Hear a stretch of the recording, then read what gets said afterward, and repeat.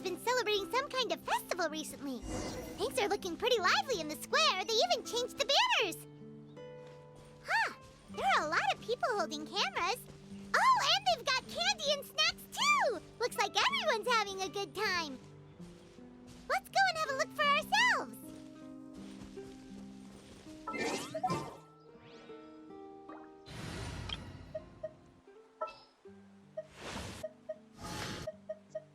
Just what will we come across this time? All right, let's head off.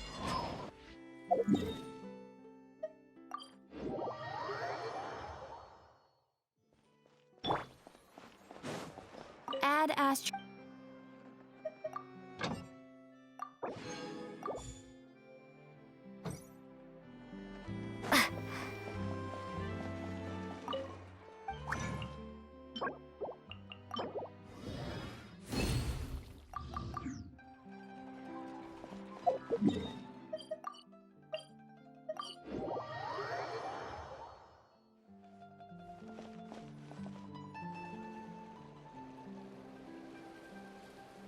Seriously? But, Mr. Morris, I don't understand, sir. How can you only be telling me this now? I'm afraid that there's nothing really I can do. I'm really facing a crisis. My hands are tied. But what about my film? Well, I'm afraid you'll have to come up with something on your own. Take it from me. Sometimes you just have to let things go. Same goes for this film festival.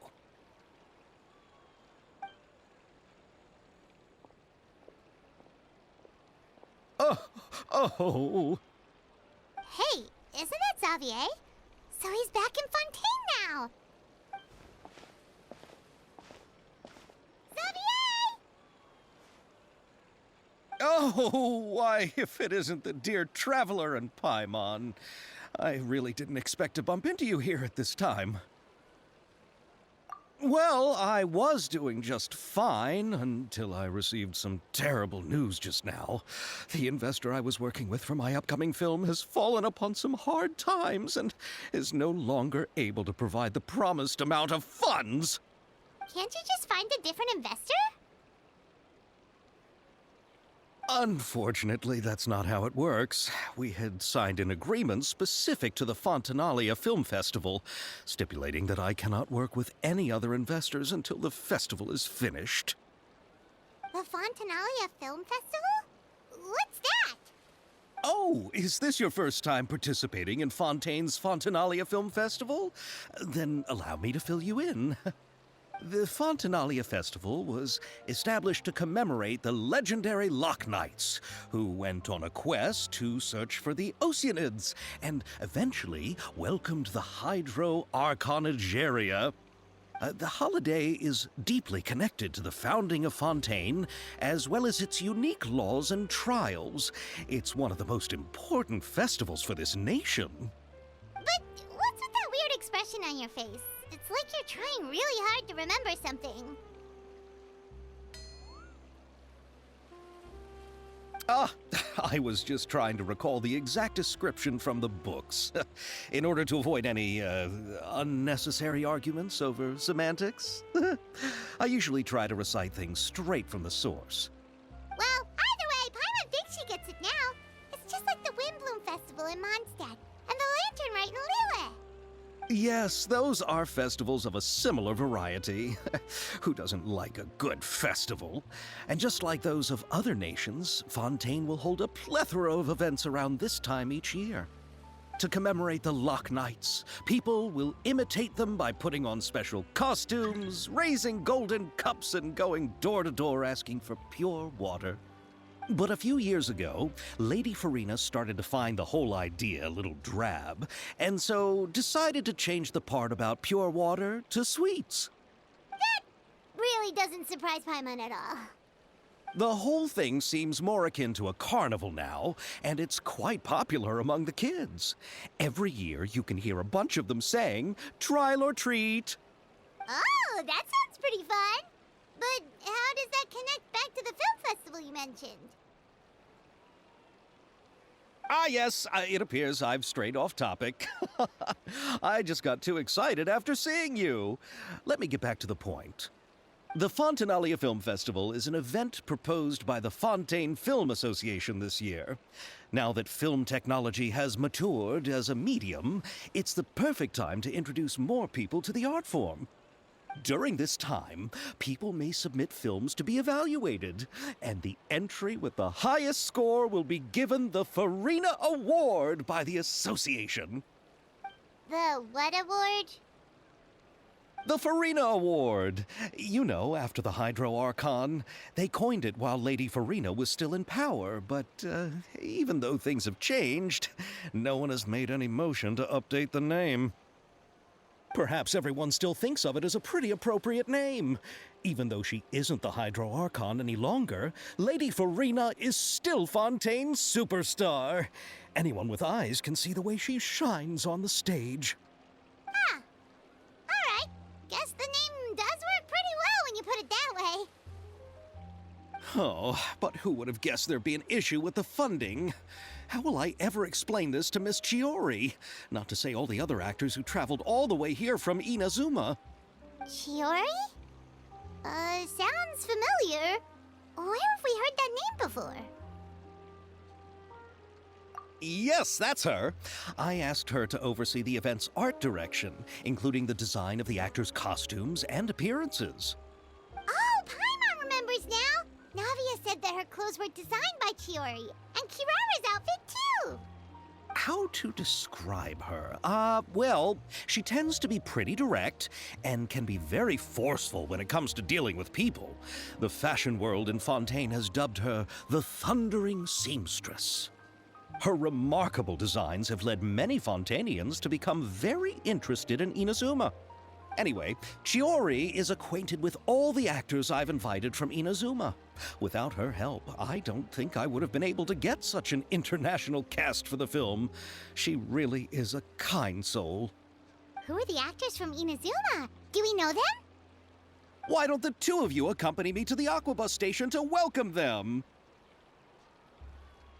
Judging from the time, the Aquabus should be arriving shortly. Chiori will be waiting to meet me there as well.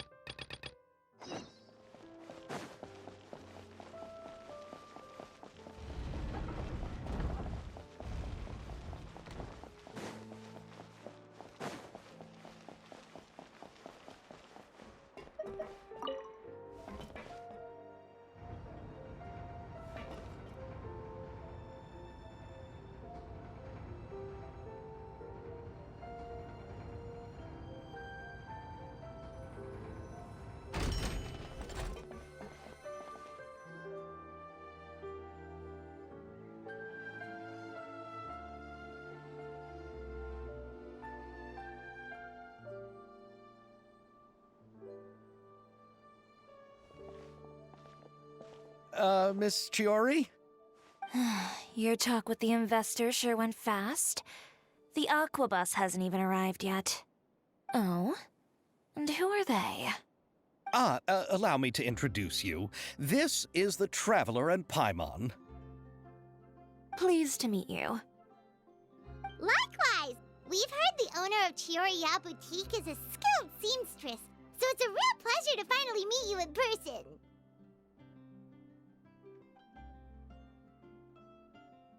Why, thank you. I strove to create an outfit that matched her high social station as the demoiselle. So tell me, what happened? I can tell the conversation didn't go quite as expected. Well, it's like this.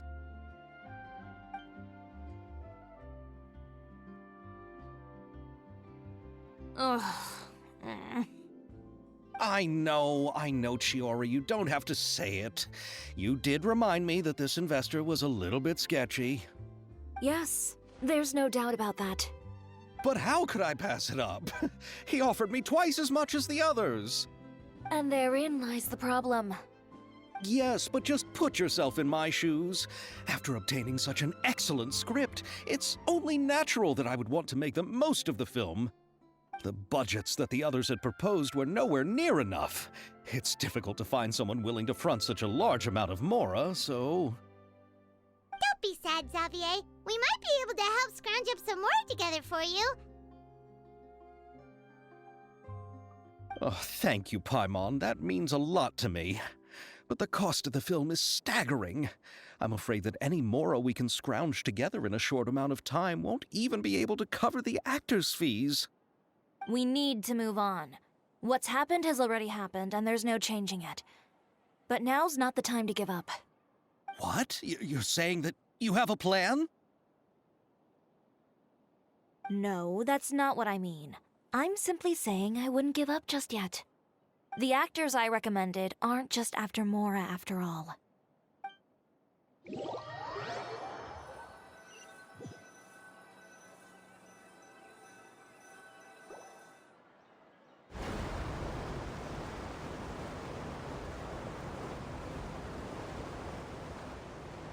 Really? And where do you live? We Malazines live in Mercy Village. The only way to enter is from underwater. Oh, you must be pretty tired after work every day, right? I mean, you have to swim all that way just to go home. We are so thoughtful. But some Malazines choose to live in the Court of Fontaine because it's so much more convenient. This is our stop. Oh, we've arrived, but I haven't even finished chatting with Aval yet. I also enjoyed Aval's introductions to Fontaine along the way. Everything you described was so clear and detailed that we can't help but want to hear more. Thank you so much. I'm usually working here on this aqua bus, so I hope I'll have the chance to see you again. There are still many more places I'd like to introduce to you.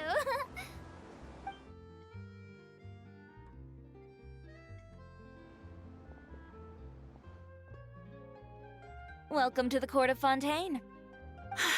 Chiori, you sure have changed a lot. This is the first time we've seen you since you left Inazuma. I haven't realized it's been so long. I was in such a rush when I left that I didn't even get to say goodbye. Thank you for extending the invitation, Mr. Xavier. I'm looking forward to a fruitful trip here in Fontaine. It's an honor to have the head of the Kamisato clan visit us. So they're who you meant when you said you had actors coming from Inazuma? Oh? It's the Traveler and Paimon. Wow, what a coincidence! Ayaka and I were just talking about you on the way here. Are you also here for the film? We just ran into Xavier earlier and came over with him. But I'm not an actress. Sir Kamisato and Lady Ayaka are the real actors here. I'm just tagging along with Ayaka to have a good time together. About that, I mean, how was I supposed to contact you when I was making preparations for the film? I figured you were probably busy, and I didn't want to disturb you. So I could only keep you in the back of my mind while I sought other actors to play the lead roles in the film. I had been thinking about a surprise reunion with you during our trip here, but you still managed to surprise me first. Oh, so you all know each other already! My, what a coincidence! What are the chances everyone could be brought together here like this? Why don't we go to Hotel de Boer and catch up over a meal? I've already made a reservation. Huh? Did you reserve 2 spots for us, too? Yes, of course, of course. I'll be sure to tell the boss to serve a few more delicious dishes just to make sure there'll be enough food. Very well. Then please, kindly lead the way, Mr. Xavier.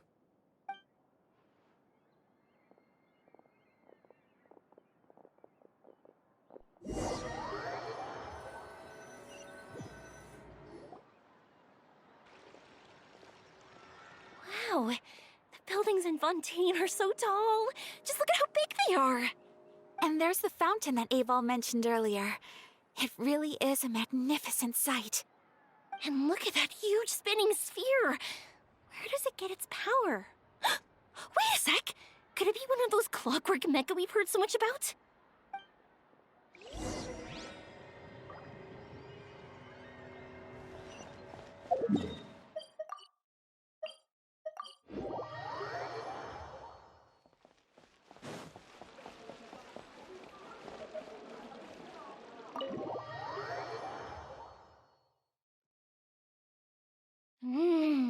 So this is what food from Fontaine is like.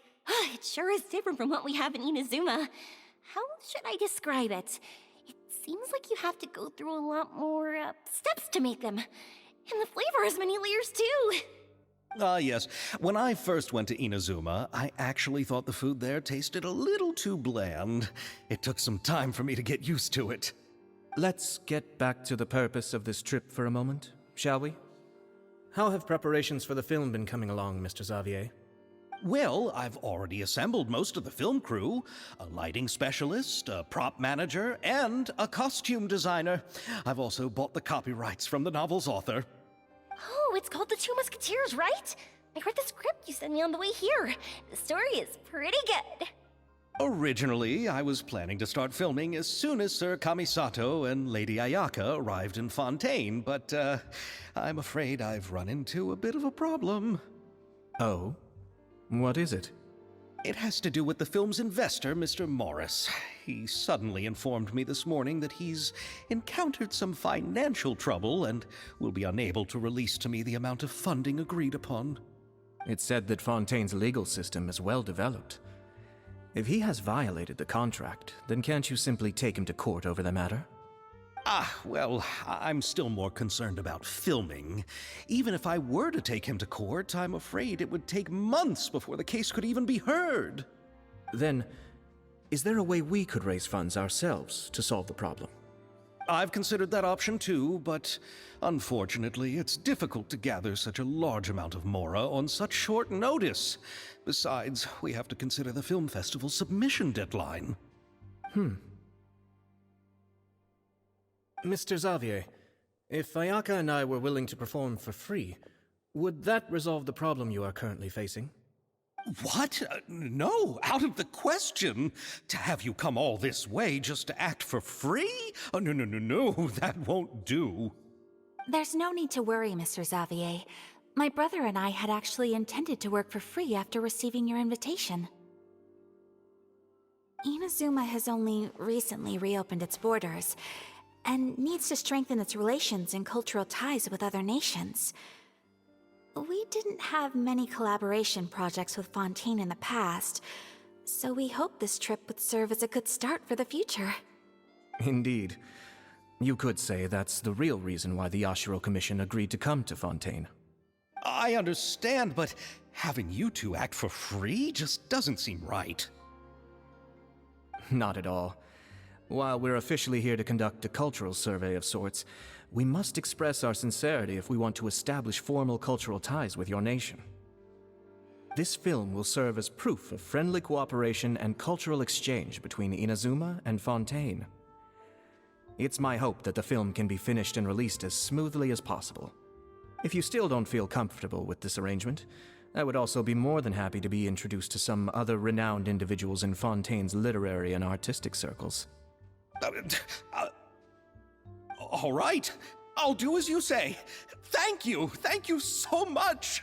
I'll make sure to cobble together enough mora now, even if it means selling my house, my camera, and every single family heirloom.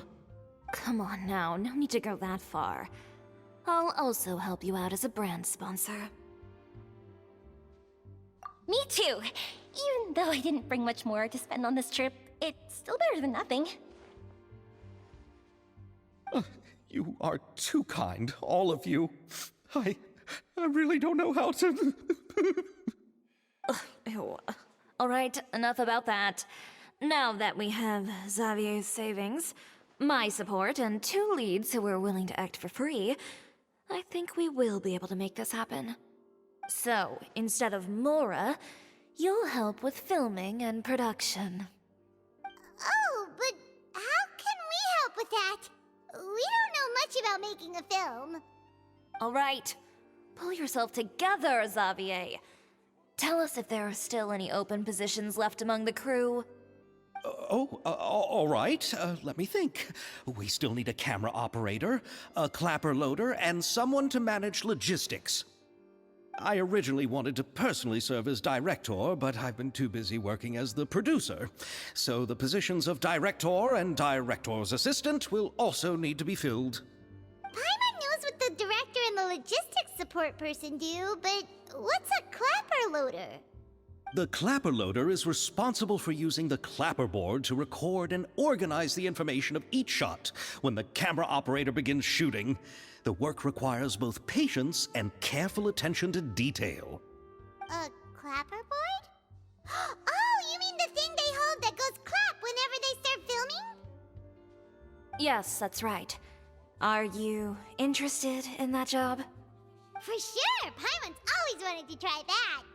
All right, then you'll be our clapper loader. I can find someone from the store to help with logistics. What do you think, Xavier? Well, fine by me. As for our camera operator, I was thinking of letting the Traveler take the role. Oh, she's great when it comes to using a camera! Paimon can't even count how many things we've taken photos of during our journey! Yes, that's also what I was thinking. I noticed the Traveler had an eye for photography and composition when we worked together previously. I'm sure that's due to the Traveler's journey across Devat and all the places they've seen. After so many adventures, using a camera must be second nature by now. What do you say, Traveler? Are you interested in the job? Thank you. It really means a lot to me. Come on, friend. Let me give you a big warm hug. So, all that's left for us to find is a director and an assistant. Oh, me! I want to be the director's assistant. All we need to do is help the director, right? I can handle that. All right, then all we need is a director. Oh, all the well-known directors in Fontaine are probably also busy working on their own films these days. I'm not sure who will have time to help. Oh, Farina helped out a theater troupe recently by serving as an artistic consultant. She could be a good director, right? Besides, it's not like she has anything else to do right now. Farina? Do you really think Lady Farina would be willing to help us with our humble project? Isn't that the name of Fontaine's Hydro Archon? My brother has already informed me about what happened here in Fontaine. Yep, that's her! She helped out a theater troupe not too long ago, and now she's taking up work as a director. Well, I saw that musical. Her performance was perfect, and the storyboards were also excellent. Don't let her form or identity intimidate you. She's the best candidate we can think of right now. You'll never know until you give her a shot. fine. You're right, Shiori. I'll do anything for the sake of my film. Anything! Then I'll have to ask the Traveler and Paimon to show me the way to Lady Farina's residence. I just hope she'll agree to help. Do you need us to also come along? No, there's no need to trouble you with this. Besides, you've just arrived in Fontaine, and I'm sure there are many places you would like to visit. Just leave this task to me. It's part of my duties as the producer. Very well. Then we'll be waiting to hear the good news. I'll go with you. By the way, you might want to consider bringing a gift. And don't worry, we won't simply drop you off at Farina's place. We know Farina pretty well by now, so having some familiar faces there should help your chances. Besides, the whole thing was our idea in the first place. All right, then I'll start making preparations. As for the gift... A gift for someone who was once seen as the Hydro Archon. I wonder what she would like.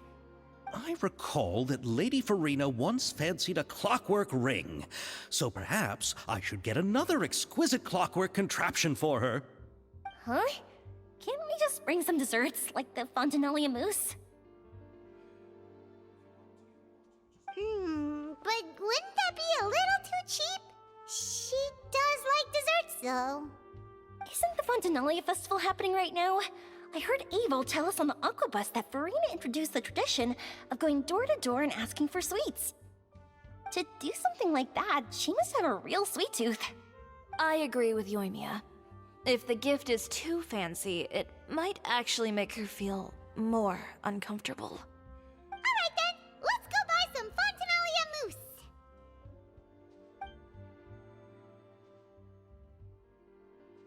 But will that really be enough? We'll be asking her to do a lot of work, you know. You're right. We need to further sweeten the deal. Huh? You want something even sweeter than Fontanalia mousse? Yes, we'll need a gift that's sweeter than any dessert in the world. But what could that be? Your words of praise.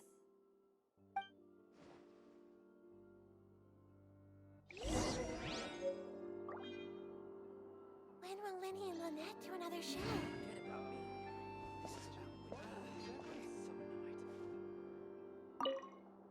You go ahead.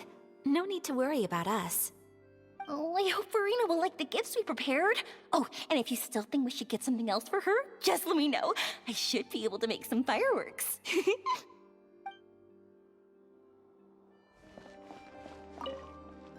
Looking forward to the good news.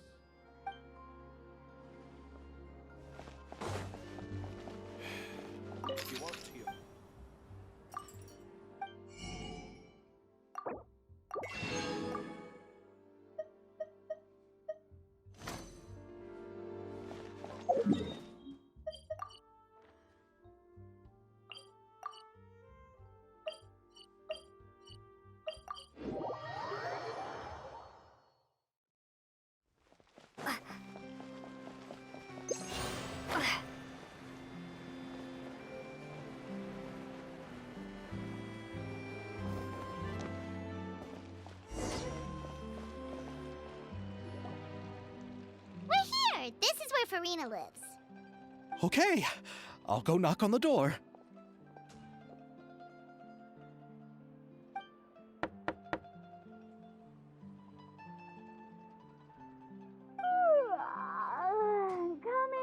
Coming. Ugh. Seriously, who's knocking before afternoon tea?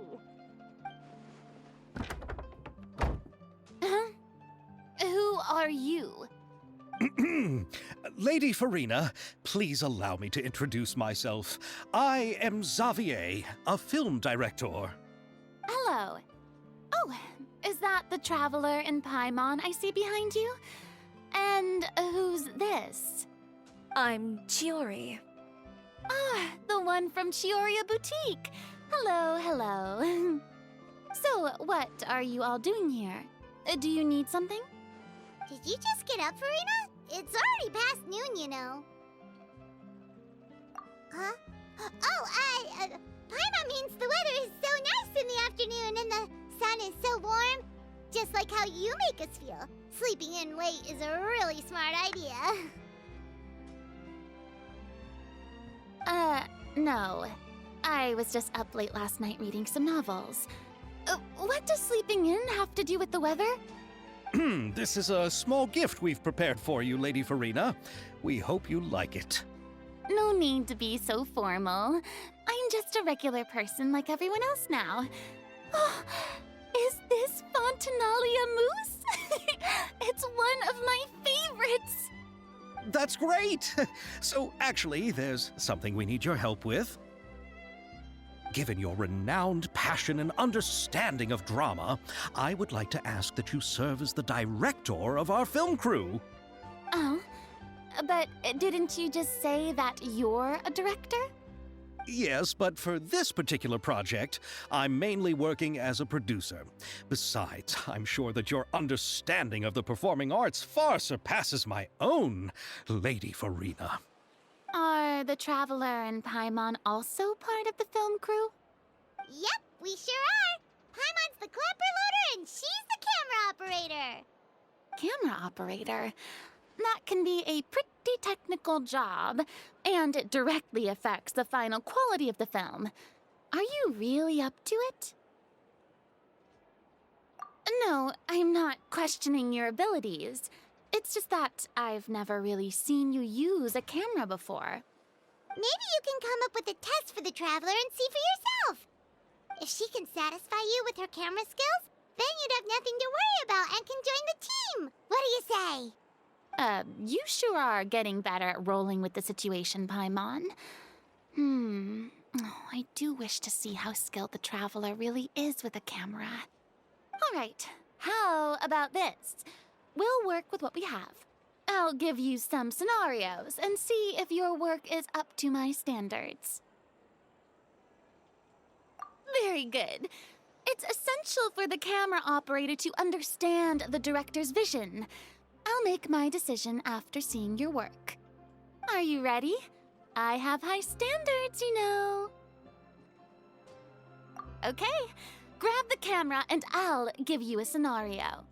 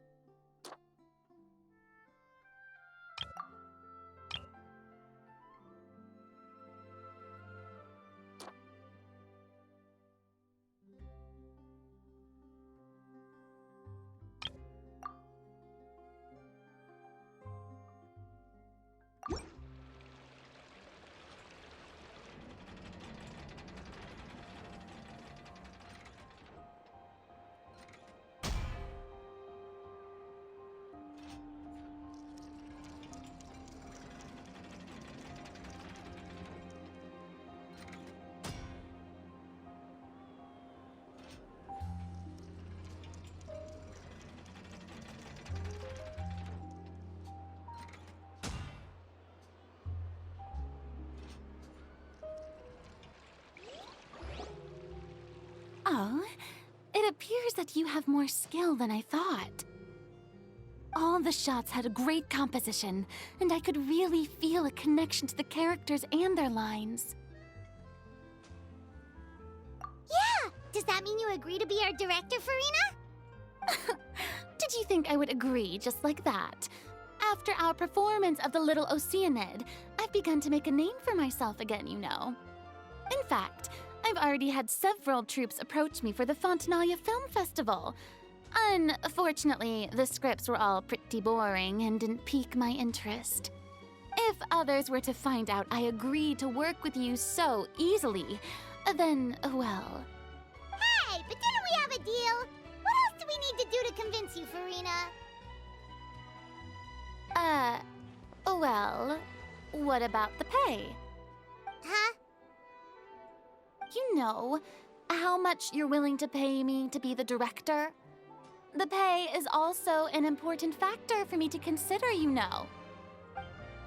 Well, I can offer you this much? What? That's all? If Nervulat were to hear of this, he could charge you with underpaying your labor. I'm sorry, but our crew is in a tight financial spot at the moment. I see. Well, even though it's highly unlikely now that I'll join your crew, there's still something I'd like to ask. Exactly what film are you planning to make? Oh, our script is an adaptation of The Two Musketeers. Huh? Wait, you mean the suspense thriller novel that was a #1 bestseller? Oh, so Farina's ready too. Of course course I read it. I've always had a keen interest in artistic works that strike a chord with the populace. I see. It all makes sense now. You must have used most of the budget to pay for the copyright. Not really. The novel's author transferred the copyright to me practically for free once he heard that I wanted to make a film adaptation of the story. The lack of budget is due to another issue. He probably just wants to get his name out there. So, Mora isn't the most important thing to him right now. It reminds me of a delivery courier who wears one of my designs while traveling all across Teyvat. I didn't charge her much for the outfit either.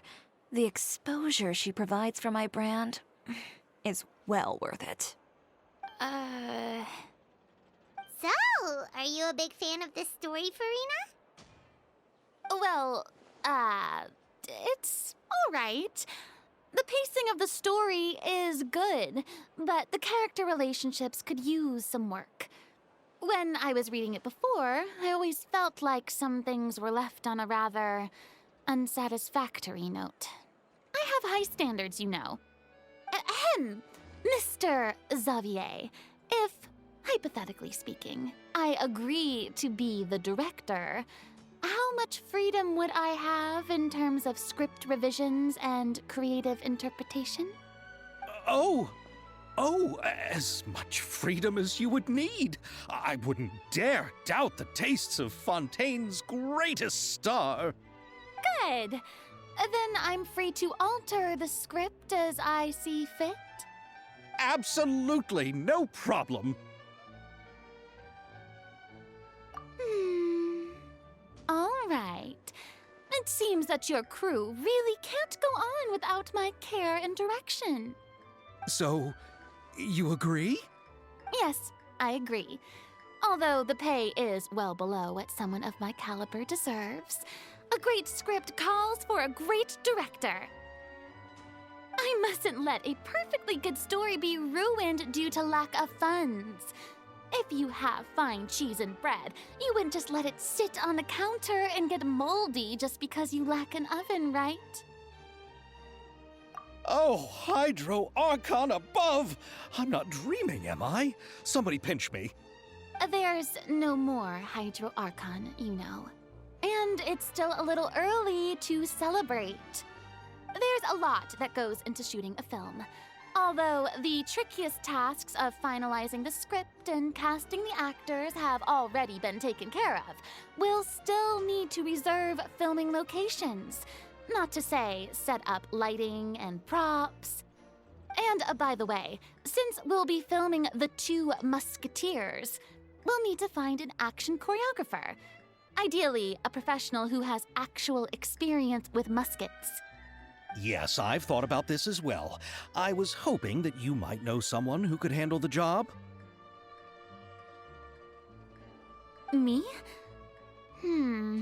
If this was before, I could have simply asked Glorand. But it's already been some time since I last talked to her. Navia can also use firearms, but unfortunately, her style is quite different from that of the characters in the story. Could we ask the Special Security and Surveillance Patrol? Oh, you mean the Special Patrol's Musketeers? Yes, that's right. They work with muskets every day. I can't think of anyone more qualified than them. They would be under Nervilette's jurisdiction. Unfortunately, I, don't have any connection with them at all. So, in the end, we still have to start by talking to Nervilette. No need to go to all that trouble. I know their Captain Chevres. Oh, you do? Wait, Chiari, how do you know the captain of the Special Patrol's Musketeers? No particular reason. Running a business means dealing with some trouble from time to time, and she's helped me out on a few occasions. In return, I've helped her handle a few situations in which the Special Patrol couldn't get involved directly. So, we've gotten to know each other over time.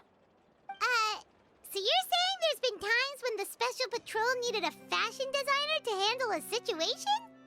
Your work is becoming more and more mysterious. It'd be best to keep it that way. Anyway, enough about that. What do you all think about asking the captain to be our musket action choreographer?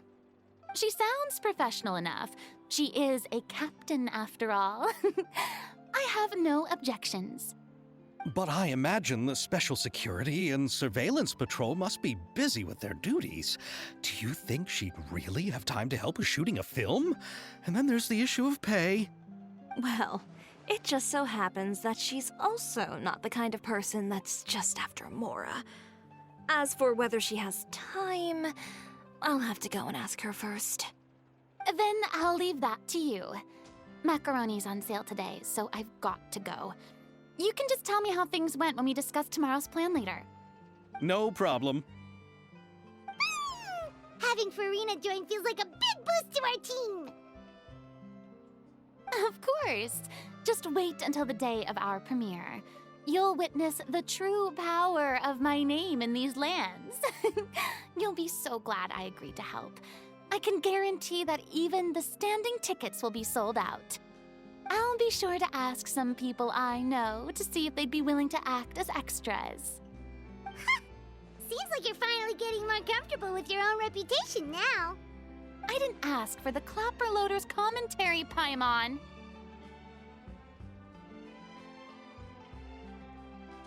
Then let's get going. I happen to know where Chevreuse is today. By the way, I'm curious. If my pay is so low, then what about our 2 lead actors? Didn't they travel here all the way from Inazuma? Actually, they told us that they see the trip as part of a cultural exchange, so they didn't ask for any pay. What? So is every person in Tevat who doesn't want money gathered here to shoot this film? Don't tell me Chiori isn't being paid either. I already knew Xavier from before, and he's also agreed to give my brand some good exposure. It seems the gods have really smiled upon you, Xavier. And that certainly doesn't include me, mind you.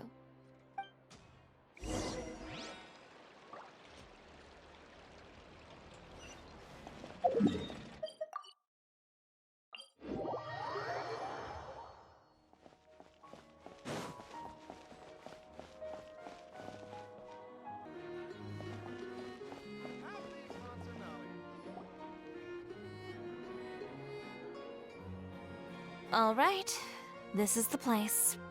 But where's the captain?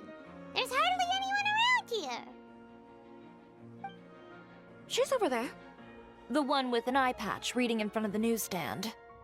Oh, her! Paimon could tell there was something different about her. She seems kinda intimidating. Please wait here for a moment. I'll go fetch her. She's working now, so you might not want to get in her way. Working? But isn't she just standing there and reading a novel? Just trust me. Oh, alright, let's see what happens then. Chiori sure is a mysterious person. She claims just to be a fashion designer, but she knows all these powerful people. The court of Fontaine isn't particularly tolerant of visitors from overseas, so it isn't easy for a foreigner to promote their brand here. Even more so in the competitive world of fashion. Even a local like me just trying to make a film has to face all kinds of challenges. So I can only imagine what Chiori has been through to get where she is today. I'm sure that having more connections has definitely worked in her favor. Reading on the job? Detective novel. One main character? No. Multiple. Branching storylines. I see. How's the plot coming along? One of the main characters is about to make a choice that will affect the rest of his life. I'd wager he's going to make the wrong choice. Any way to speed things up? There's something I need your help with. You know that doesn't depend on me. It all comes down to what the character chooses. Which is exactly why I'm here to help.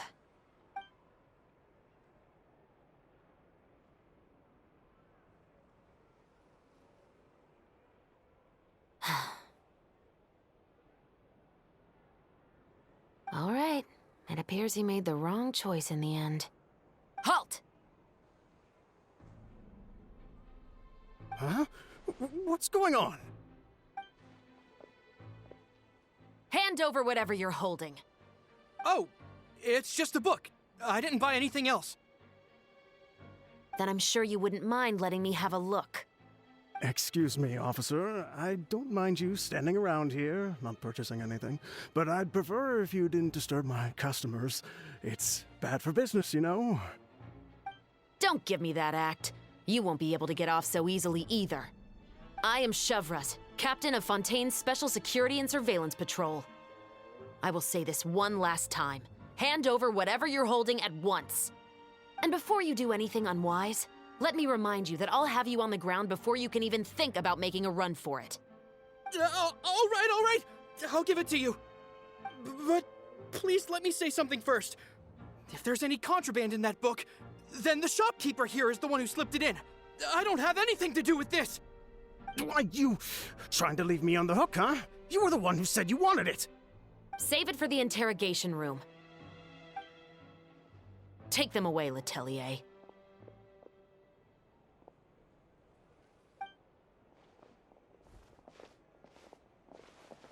What's going on here? One second you're reading a book and the next you're escorting people away. And who are... Oh! Aren't you the traveler who's been all over the papers recently? Chiori, I'm assuming what you wanted to ask me about has to do with them, right? Maybe I can let you in on what's happening then. Now that Vacher has been brought to justice, no new shipments of synth will be made and distributed to sellers. The Fontaine guards have been busy collecting the remaining synths still circulating on the market. Thanks to a tip from our reliable source here, this should be the very last batch. Oh, so you were pretending to read a book in order to catch the bad guys. Oh, Paimon almost forgot to introduce ourselves. Paimon is Paimon, and this is the Traveler and Xavier. Hey, I'm Chevras. You probably already heard me introduce myself, so I won't bother repeating it. Yeah, why didn't you make a move as soon as you had the chance? Were you worried that my intel wasn't accurate? No, I wanted to see if the shopkeeper would turn himself in first. All he had to do was come up to me and say that he didn't know where the synth had come from. If he did that, then I wouldn't have had to press charges on him. He had the whole day to turn the synth over to Chevras. But instead, the moment I came up and blocked Chevras' line of sight, he took the opportunity to sell it off. Yep, he made the wrong choice, even though the right choice was right there in front of him. But you knew they wouldn't make the right choice. Yeah, I knew. I was just hoping I'd be wrong for once. Enough about that, though. What did you want to ask me about? Oh, you see, it's like this.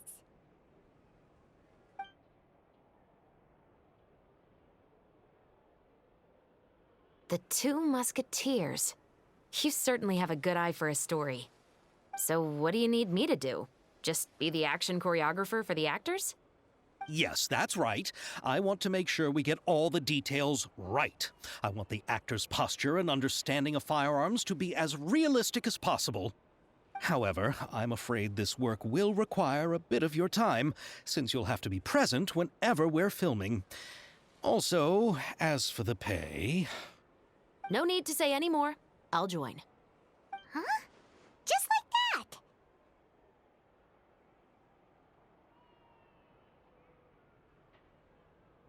that. Really? You're willing to help us with our humble film project? Sure, it's no big deal. As I said, we've wrapped up our investigation here, so I don't have any other tasks on my plate for the moment. Besides, I personally really like this novel. I even have the collector's edition at home. Stories where justice prevails over evil never get old for me. Then we've got a deal? Yes, I'll see you on set tomorrow. Oh my! I can hardly believe it! I should tell Lady Farina immediately. Oh, and I must tell the prop manager and lighting technician to get everything ready. We start filming tomorrow! Calm down, Xavier. The film is going to take more than just a day to finish. Still, I should also head back now. and start preparing the actors' costumes and makeup. Alright, guess that's it for today then. Traveler, Paimon, please stay for a moment. I have something to tell you. Then I'll take Xavier back. Poor thing. He's so excited that he can't even walk straight anymore. I don't want to spend our first day fishing our producer out of the fountain.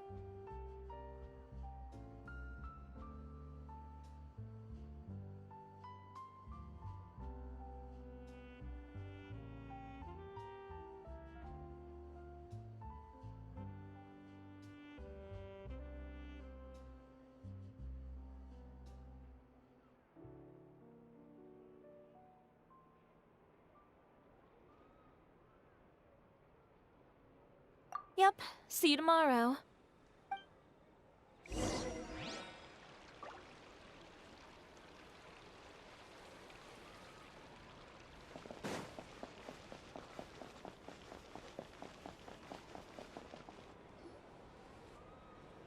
So what did you want to tell us, Chevres?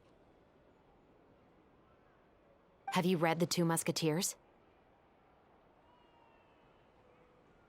The story is about a pair of children born into the household of a baron and their struggle to survive together and take revenge for their mother.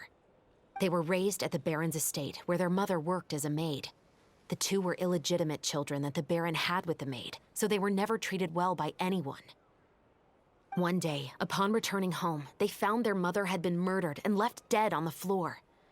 It was quite evident that the culprits were the other members of the baron's household, who never had any kind words to say to them. However, the Baron was able to exert his influence and keep the whole thing under wraps. The mother's death was eventually deemed as a suicide, and there was no chance of bringing her murderers to justice. The two siblings decided to flee and someday avenge their mother. Many years later, members of the Baron's family suddenly started turning up dead one after the other, all killed by gunshot. A rainbow rose was found on each of the victims' bodies, being the flower that the kid's mother liked best. The Baron believed that the mother's soul had come to take vengeance on him, so he lived in fear each day. But it was actually those two siblings who had fled all those years ago. They relied on each other to survive and trained day and night, eventually becoming adept musketeers. They used all of their abilities to collect evidence and clues before executing their plan and exacting revenge on the Baron. Their actions let the truth behind their mother's death be known to all. That's quite an exhilarating story. Yep, the Baron got what he deserved for his evil deeds, and justice was able to prevail. It was just the kind of story I enjoy. Oh, so is that why you were so willing to join our crew, Chevres? You could say it was one of the reasons. Oh, you mean there were other reasons too? I've read the reports about you. Whether it was at the trials or when you lent your hand to resolve our nation's crisis, you've shown that you've got a strong sense of justice, as well as a great mind for deductions.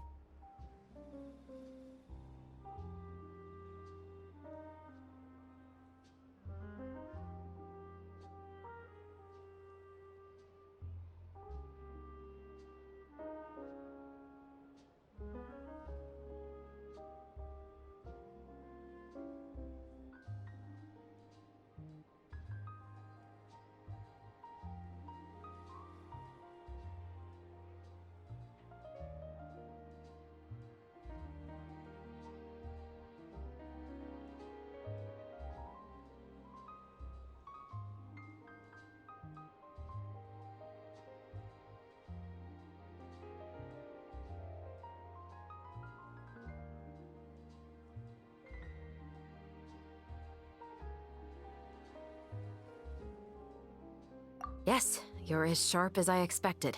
It seems you've experienced many similar situations before. There's been a recent murder case involving Muskets. The perpetrator's methods appear to be very similar to what is described in the novel. Huh. Really? But Paimon didn't see anything about that in today's papers. The Marechaussee Phantom hasn't yet released any information to the public because the investigation is currently at a standstill. The murderer is extremely cautious. A murder involving firearms? But not that many people use those in Fontaine, right?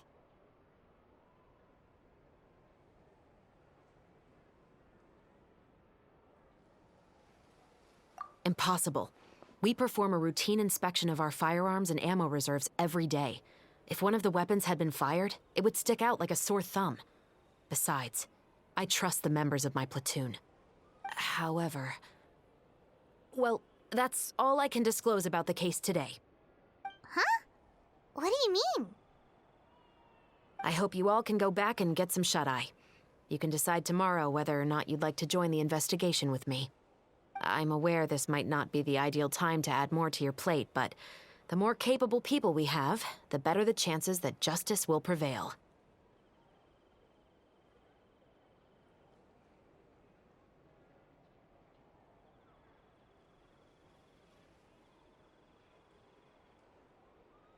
Carrying out investigations isn't actually supposed to be our responsibility.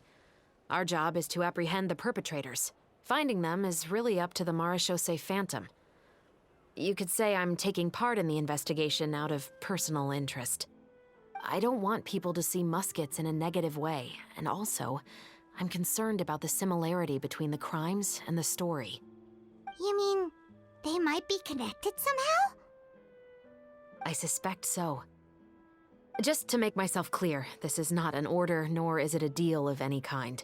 It's a request, nothing more. If you two have any interest in the case after we finish filming tomorrow and are willing to assist me, then I would be most grateful. What do you think, Traveler?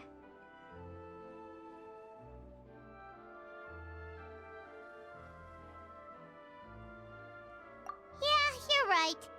Paimon's getting a little tired too. We've really been hustling all day. You'd better head back and get some rest. It's good to keep a calm mind, especially when you're about to make an important decision. Otherwise, when the moment comes, you might end up like that shopkeeper and not even realize that the right choice is right there in front of you.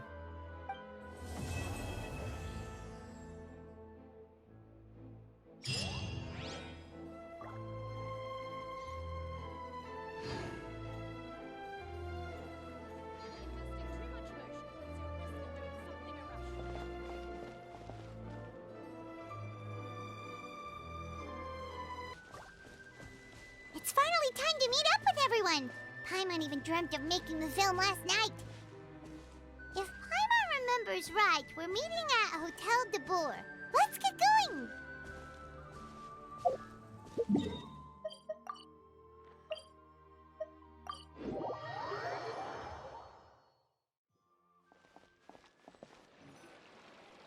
Ayaka! Yoimiya! You're already here!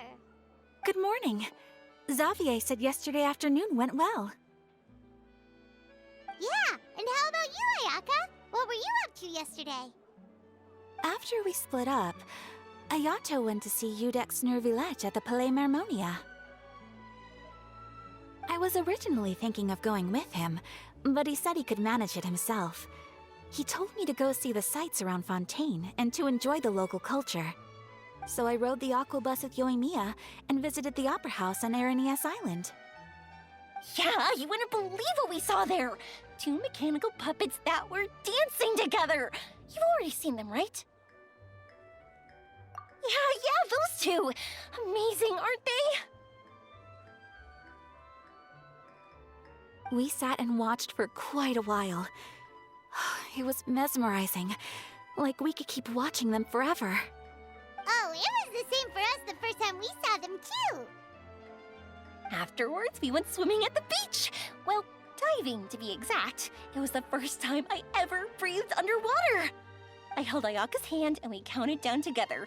3, 2, 1, and then splash! We were beneath the waves.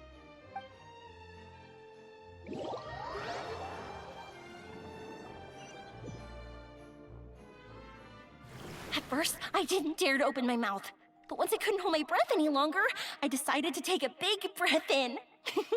Turns out the water wasn't as salty as I imagined. It didn't really taste like anything at all. Before I knew it, I was breathing like normal down there. It was an amazing feeling. Ayaka said I was too nervous and needed to loosen my grip. She got used to everything way faster than I did. I knew that the Traveler could do it, so I had no doubt we could do it too.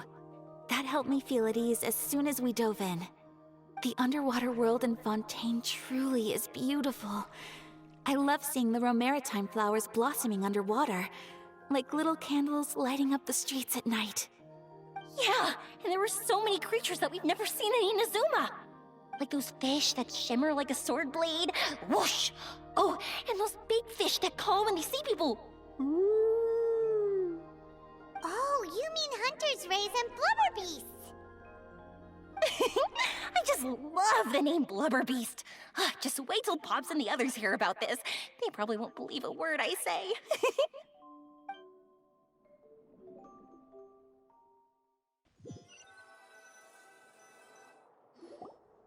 Yoimiya was down there for quite a while.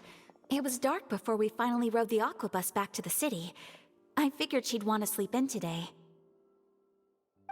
Yeah, even I was worried I wouldn't be able to get up. I still felt like I was drifting in the waves when I went to sleep last night. But as soon as I woke up today, I remembered that we'd all be shooting a film together, and I was ready to go. Speaking of the film, where's everybody else? My brother and Xavier were speaking to the restaurant owner about using the place as a filming location. They should be here soon. As for the others, We're here. Please excuse my tardiness. I just finished the Special Patrol's 6-mile morning jog. Wait, 6 miles? I'm so tired. I heard you all chatting, so I decided to come down. I sure could use some of that endless energy everyone else has. good morning, everyone. Boarding. Can someone fetch me a cup of coffee? More milk, hold the sugar. Sure, I'd be happy to do that for you. No, you can't go anywhere. Please, have a seat over here so I can get started on your makeup. The last thing I want is coffee stains on my costumes. I can get the coffee. It's the perfect job for an assistant.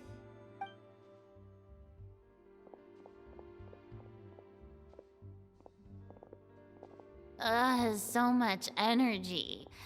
Seriously, what's her secret? Oh, Yoimiya's always like that. But you sure look exhausted, Farina. It's because you're not used to waking up so early, huh? Of course not. I spent the whole night reading the novel from cover to cover, marking sections that either need to be omitted or adapted. Wow, Paimon didn't expect you to be so thorough. Well, I was the biggest star in all of Fontaine after all. It takes more than just a pretty face to earn a reputation like that. I know how to get serious when the situation calls for it. I went all out when I was acting as an Archon, so why wouldn't I do the same for my own life? Here's your coffee, Director Farina.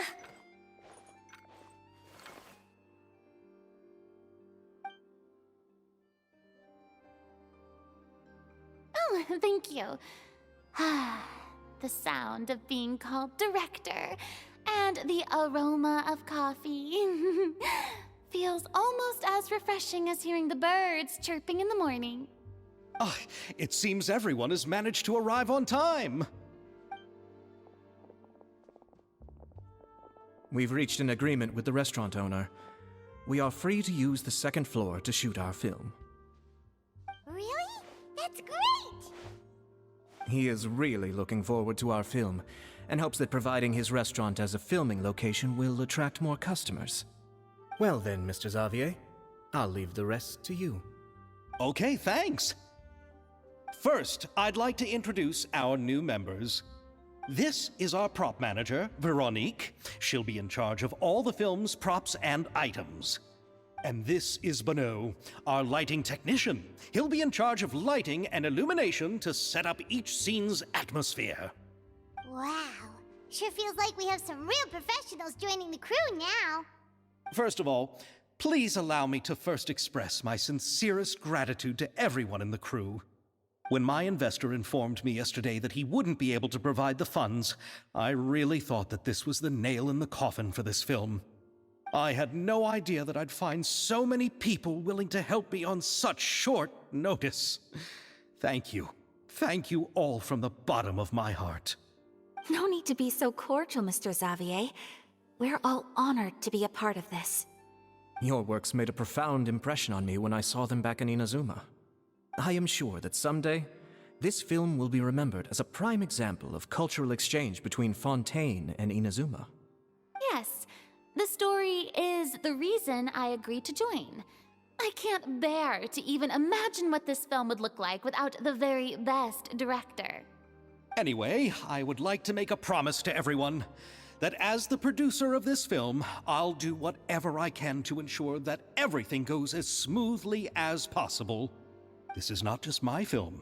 It also embodies the thoughts and feelings of every person here, as well as the endless effort we are about to pour into it.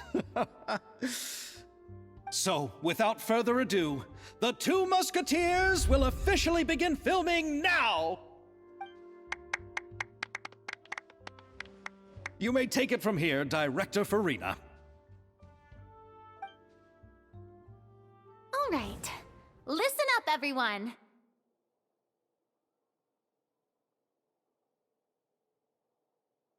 The first scene takes place when the two young musketeers are living at the Baron's home, still unaware of all that is about to happen to them. We'll need props and lighting to set the scene. Our lead actors can go get their makeup done, and extras, please take this time to go over your positions. Whoa. Seems Farina's really kicking things into gear as the director. Is everyone clear? I don't want anyone traipsing around the set like umbrella finches. All right, cameras will start rolling as soon as the set is ready. Let's make a film that'll make some serious waves in Fontaine. Not the kind of waves that drown people. I mean, the good kind of waves. Seems like she's still a bit traumatized by that. Anyway, let's go see if there's anything we can do to help.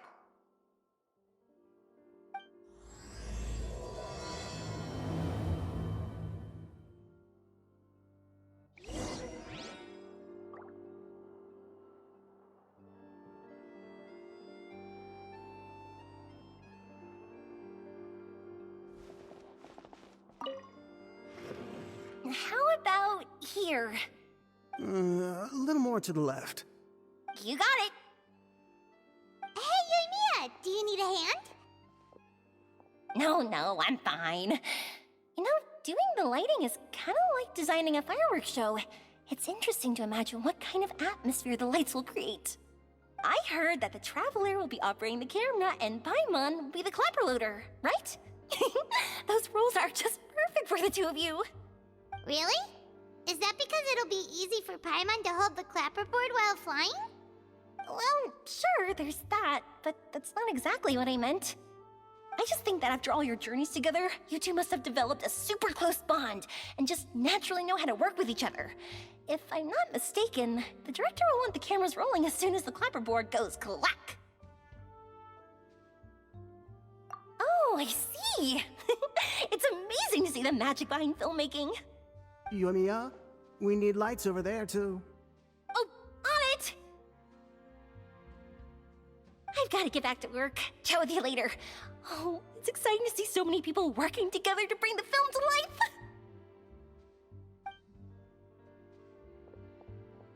Seems like Yoimiya's really getting into it. But she was right. We do have a super close bond, don't we? Paimon's really happy to hear that.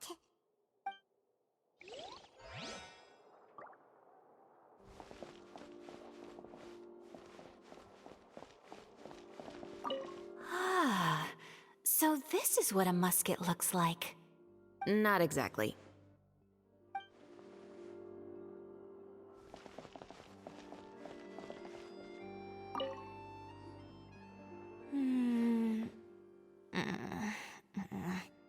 Ayaka has mentioned you to me before. She said that you two were great friends when you were kids. No talking. I'm thinking about how to do your eyeshadow. Ah, yes. To help me really look the part. To achieve a more young and naive look for this scene. Are you saying the wrinkles around my eyes are too deep? You just have too much of a calculating look in your eyes. You sure don't mince your words. It seems you really haven't changed much. Quiet.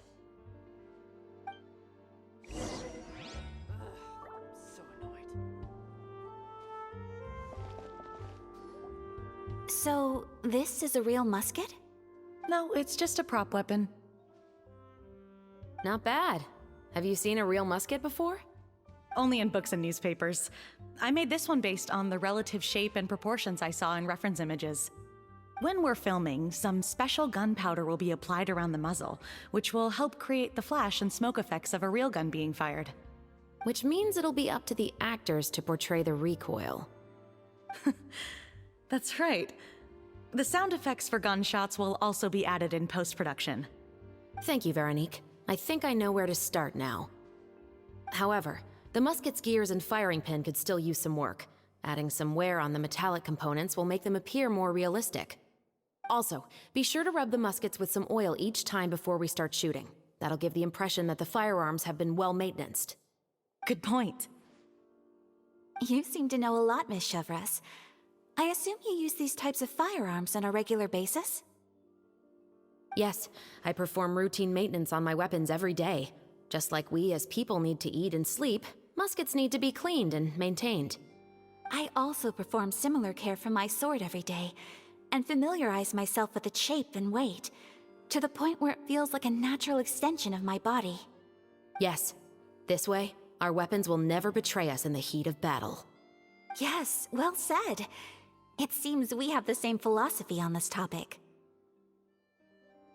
Oh, sounds like they found a common interest to talk about. Though these props differ from the muskets I use, I can still give you some pointers. Good. I look forward to your instruction. First and foremost, never point the weapon at anyone, regardless of whether it's a real or prop weapon, or whether you're holding it or it's on the table. This holds for any time when you're not actively engaging an enemy. Okay, understood. When aiming the musket, extend your arm so that it's level with your shoulder, and use your eye to look down the weapon's sights. Like this? Not bad. Now, try saying your lines. This is the end of the road for you. Good. Now turn your body a little. That way, you'll give your enemy less of a target to work with. And relax your shoulders. Here, allow me to demonstrate. This is the end of the road for you. Huh. Excuse me, Miss Chiori. Director Farina, there's something I wish to discuss with you. Oh? What is it? Like this? Yes, much better. What do you think? I do see your point. But are you sure you wish to do this? I believe it would be most fitting. Well, if you insist. All right, I understand. Miss Ayaka, Miss Chevres, could the two of you please come over here? Huh? What's going on? Are we gonna start filming now? Let's go see. What is it?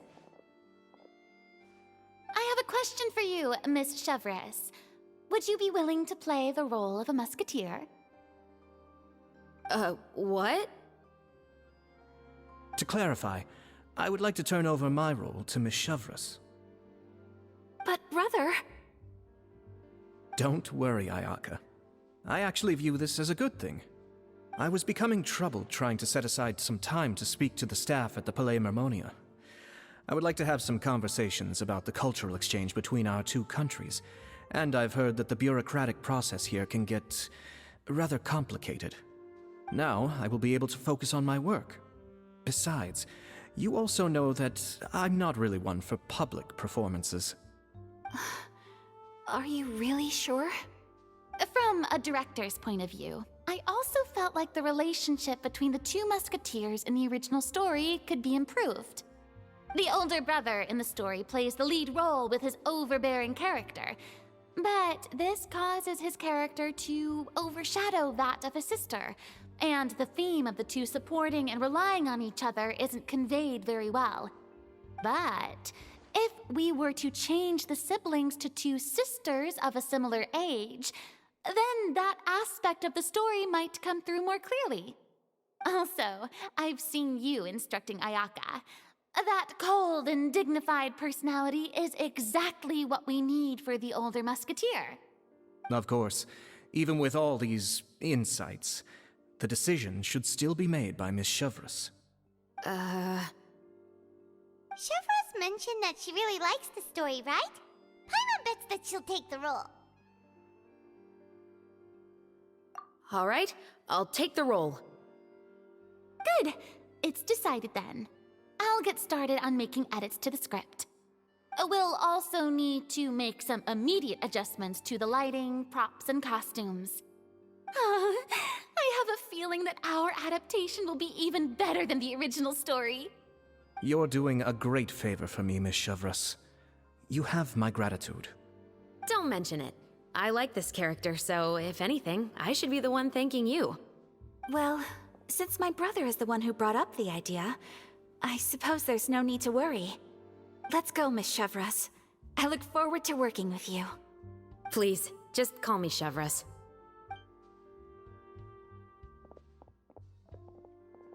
Seems like you're really going out of your way to solve the problem I was having with your makeup.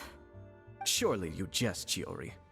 I assure you that I was mostly motivated by a desire to spend more time on formal business. Oh, come on. You really think I'd buy that? According to what I've heard from Ayaka, her brother is someone who can juggle 10 different matters at the same time. I'm sure you have other reasons for backing out. Perhaps. Ayaka always said she wanted to go out and see more of the world, just like the Traveler. But I feel that she needs not only to see other nations, but also to make some different kinds of friends. I think it would be harder for her to make new connections with me constantly by her side. I would like to give her some space. All right, go on. Spoil her some more. Ayato! It's too bad you're stepping down from the role. Paimon really wanted to see you act as a musketeer. No need to poke fun at me. I'd wager that you also felt that I wasn't the best candidate for the role. It's a little hard for Paimon to imagine you saying those lines.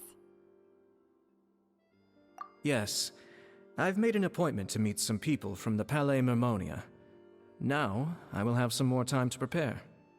Traveler, get the camera ready. Paimon, get the clapperboard. Actors, to your positions. We're about to start shooting the first scene. Go on now. And please take good care of Ayaka. Yep, don't worry.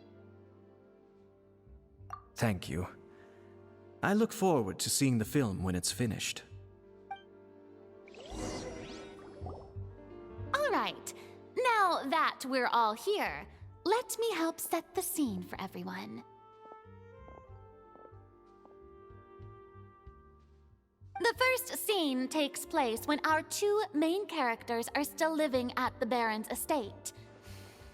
They've been ostracized and verbally abused by others in the household, but they still have no idea why. We want to capture how naive and innocent they are despite their pain. Chevreuse will be playing the role of the older sister, Tulip, and Ayaka will be the younger sister, Iris. Be sure to get close-ups of the main characters at the right moment. Silence on the set! Lights, camera, action! Let's go! Tulip, Mother's been out for quite a while now. Perhaps she went to pick some flowers on the way home. You know how she loves flowers. Iris, Tulip, I'm home. Mother, you were out for so long, we were beginning to worry about you. I'm sorry, but I'm back now, safe and sound. Here, I brought your favorite treat, apple turnovers. Mother, what are those bruises on your hand? Huh? What bruises? Oh, I must have bumped into something while I was working yesterday. But I didn't notice them this morning. Then perhaps they're from when I accidentally tripped when I was out just now. By the way, did you have fun playing at home? What's the matter, Iris? Well, we've realized that no one really wants to play with us. They even took Iris's doll and spat at us. And they even called us names. They said we were... Shh. It's all right. Don't worry. Girls, listen to me. It doesn't matter what anyone says. Don't listen to them. No one can define you with such words. You both have wonderful lives ahead of you. Just like your names. You will both blossom like beautiful flowers. Maybe your time to blossom hasn't quite come yet, but one day, you two will bloom more beautifully than anything else. Don't let the soil you're in now ruin your future beauty. Understand? My dear daughters. And cut! Not bad. The actors' emotions were all on point. Let's keep that take. Also, if our clapper loader could avoid shouting at the start of the scene next time. Oh, got it. Great. I was a little worried that my nerves would get the better of me. What about you, Chevros? I felt fine. The lines weren't too difficult at all. Seems like Farina must have adapted the role nicely. You two were great. I couldn't tell it was your first time acting in a film. You should have more confidence. Thank you for your encouragement. Positions, everyone! We'll move on to the next scene after we try a few more camera angles.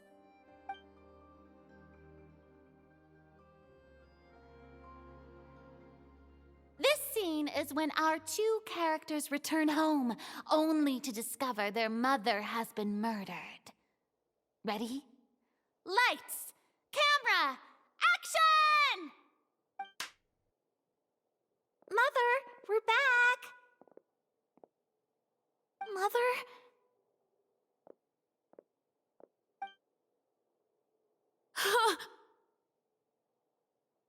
What's wrong, Tulip? Iris, stay away! Huh? Why? What's... Mother! Mother...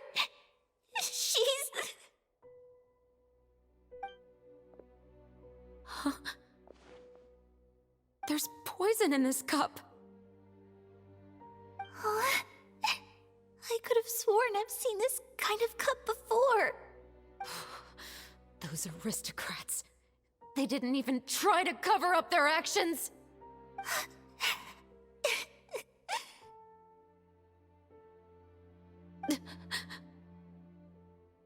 Iris, we need to leave this place. Leave? But now that Mother is gone, where can we even go? Anywhere. All I know is that we can't stay in this house. But are we just going to let them get away with this? We'll have our revenge, I promise you. Just not right now.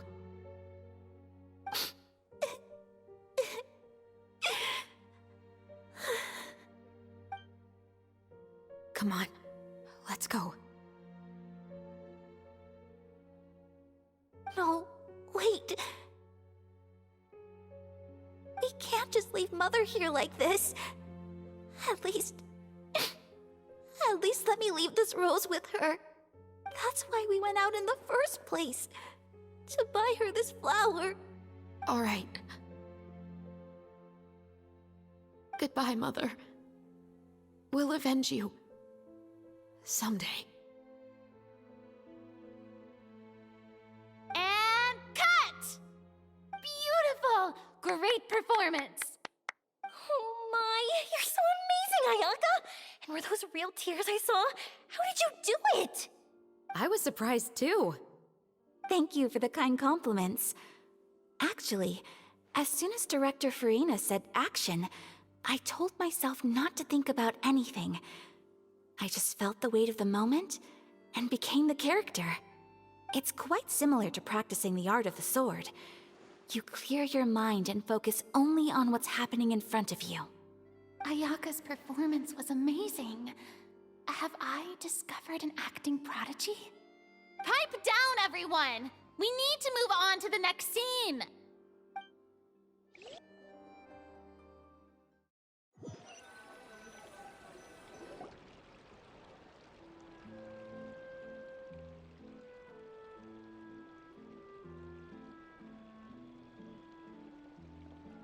Huh? Are we done already? But Paimon wants to keep playing with the clapperboard. How do you feel, Traveler? Is your arm sore from holding the camera all day? Good work, you two. You too, Shivers. You were quite the actress today. I've read this novel many times before. I have a good grasp of my character's mindset. Anyway, do you remember my request from yesterday? Oh, right! We were having so much fun that Paimon nearly forgot! You have a case where the murders seem really similar to the cases in the novel, right? So, how are they similar exactly? In the story, the main characters grow up to become two musketeers, always using their guns to carry out their revenge. And on each of the victims, they place a rainbow rose as a signal that they've returned. Yes, that's correct. We found rainbow roses just like in the novel. Seems like you're connecting the dots now. Oh, that does sound pretty concerning. Especially after seeing the script today. Oh, now Paimon can't stop wondering what kind of ulterior motive the murderer might have. What do you think, Traveler? You're smart. Paimon wants to hear your thoughts. Good. On behalf of Fontaine's Special Security and Surveillance Patrol, thank you for your dedication to justice. There's no time to lose. We should start investigating right away. Follow me. Huh? Right now? But we just got done filming all day. Paimon's so tired. The most valuable intel always comes after nightfall. They are like small, remote islands in the middle of the sea. If you don't stay vigilant, you will pass right by them in the fog. That's how one of my favorite books always puts it, at least. So, where are we going right now? Let's start by checking out some workshops that sell mechanical components. If the culprit is making their own weapons, it's very likely that they'll visit those sort of places.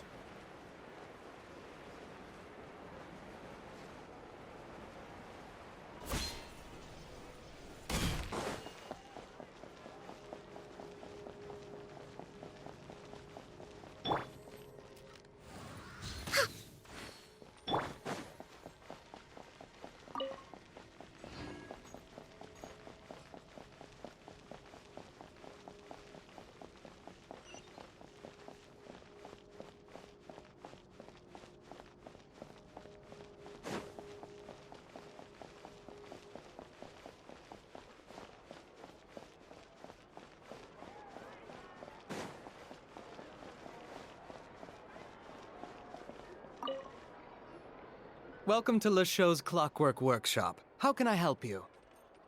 Hello. I'd like to know if anyone has purchased some special components lately.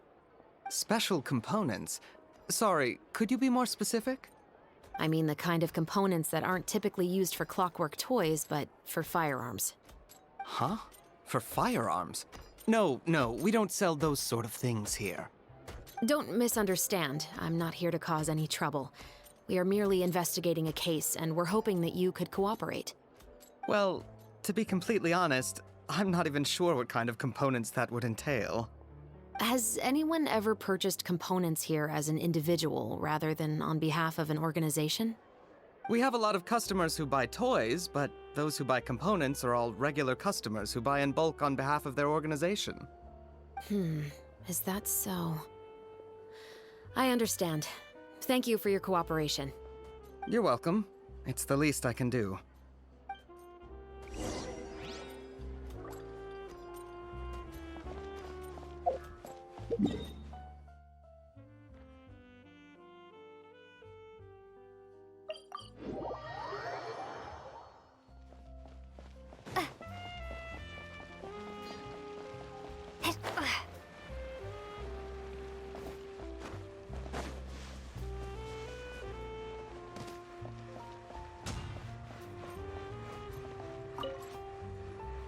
Oh, hey, Chevris.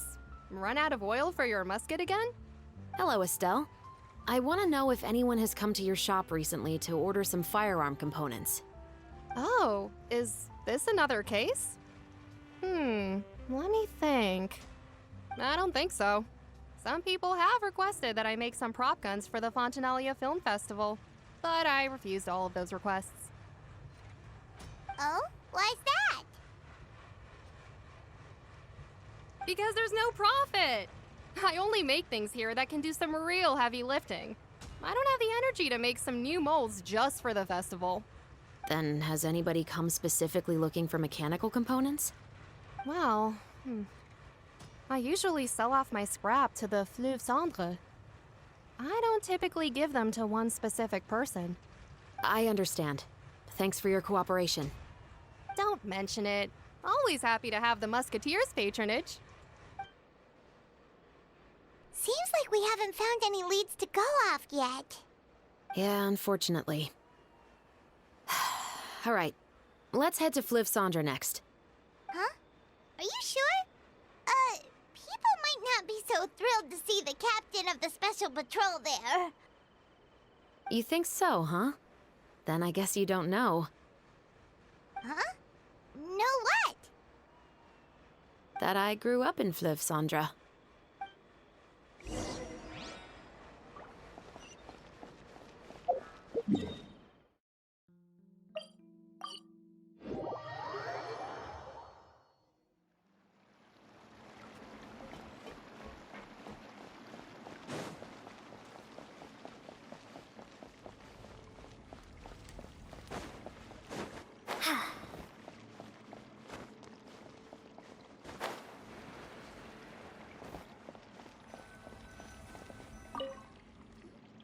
What's all this? Some broken planks and barrels, as well as some liquor bottles? Yes, but have a closer look, Paimon. Even though somebody has purposefully tried to clean them up, these are obviously marks from musket bullets. In other words, someone was here trying to improve their shot. They were using the barrels and bottles for target practice. Could it have been the killer? Your guess is as good as mine. Although many people at Fleuve Cendre own guns, few hide the fact from others. And even fewer would go to such lengths to hide markings from practice shots. Anyway, let's go. There might be more to this.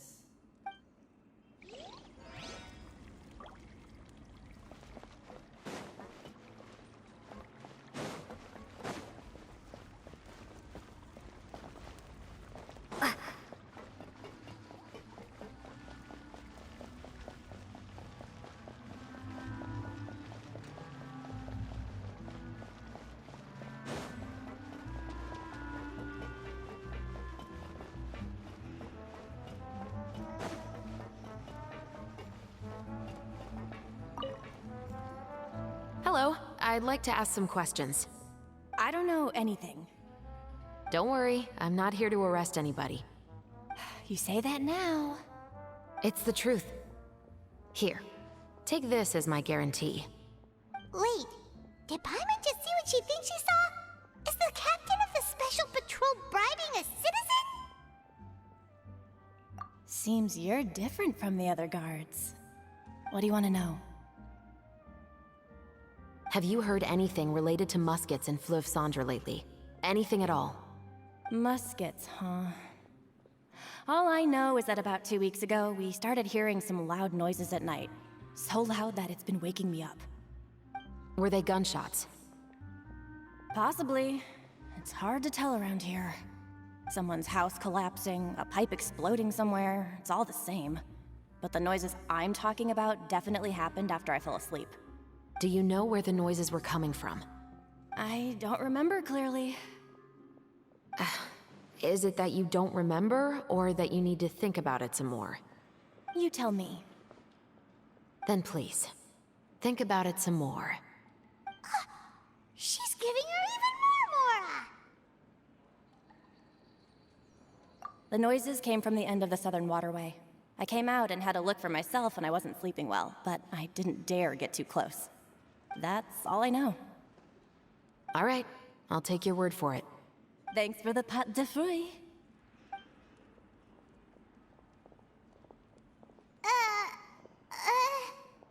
No need to be surprised. I grew up here, remember? I know how to get people around here to talk.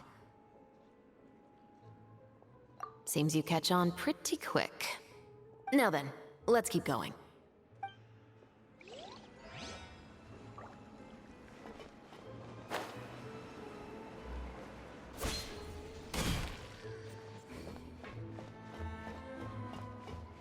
Guess I'm finally on the right path. Those parts. It's been a while, Tetro. Please, just get on with your request. I want to know if you've heard anybody talking about muskets lately. Information isn't free, you know. I've heard that bandits have been extremely active in the countryside recently, and they've been affecting the delivery of goods to Poisson. I can allocate some more manpower to help out with that problem.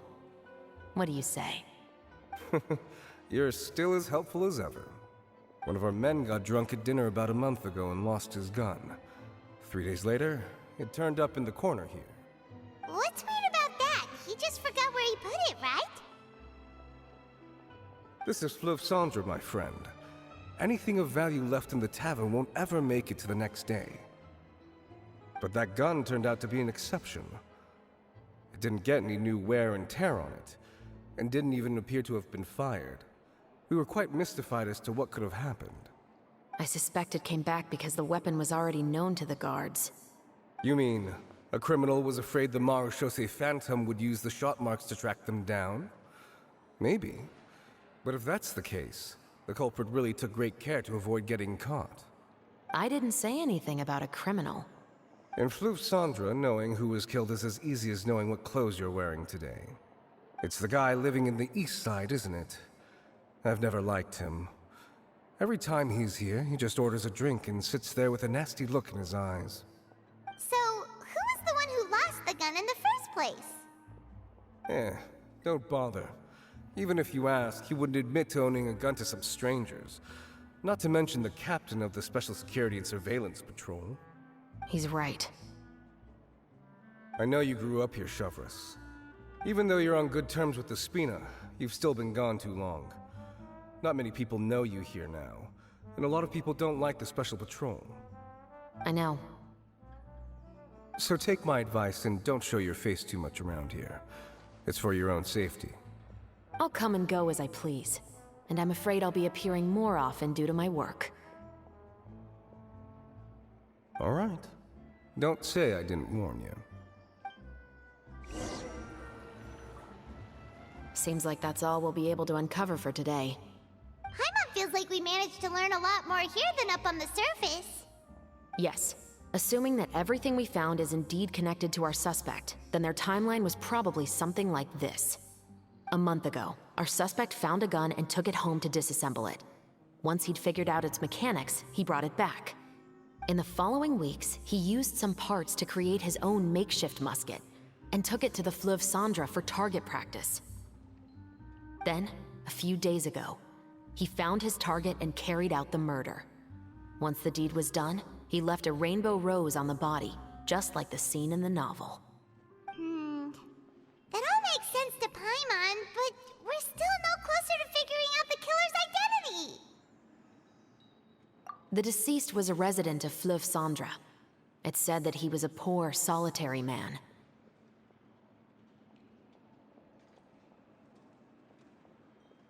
Yeah, that's also something I'm trying to figure out. If we are indeed following the novel, and there's a story behind the murder, then this murder should be an act of vengeance. But according to our investigation, the deceased didn't have any enemies. He was no saint, but no one's heard of a rival who hated him enough to shoot him dead. much less care to leave a rose on his body. What message is the killer trying to convey? And to whom exactly?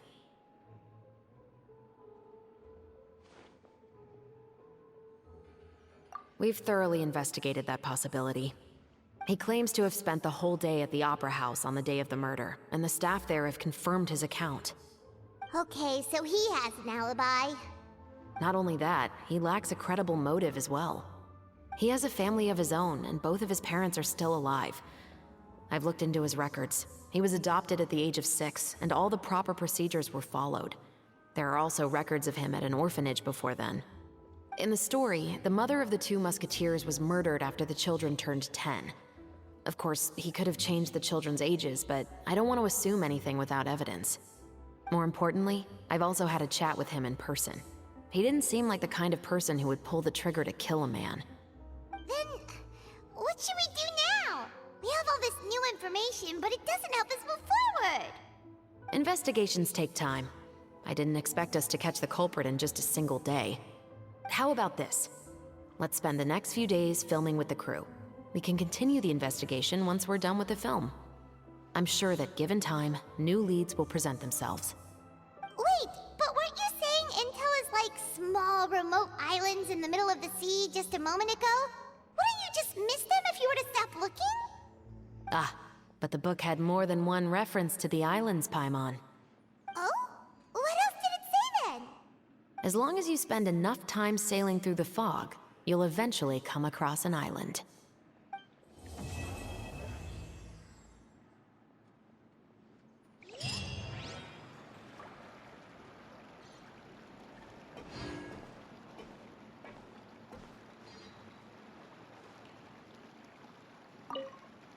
What?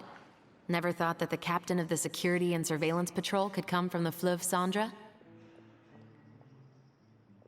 Honestly, I'm pretty shocked too. There used to be a time when I thought I would never be able to join the guards. But as long as you can distinguish yourself through your accomplishments and skills, you'll eventually be recognized for your worth. If you look at it another way, my life at Fleuve Cendra has actually taught me a lot of valuable skills. Skills like how to barter with criminals or how to think in their shoes. Of course, I'd appreciate it if you could keep this a secret between us.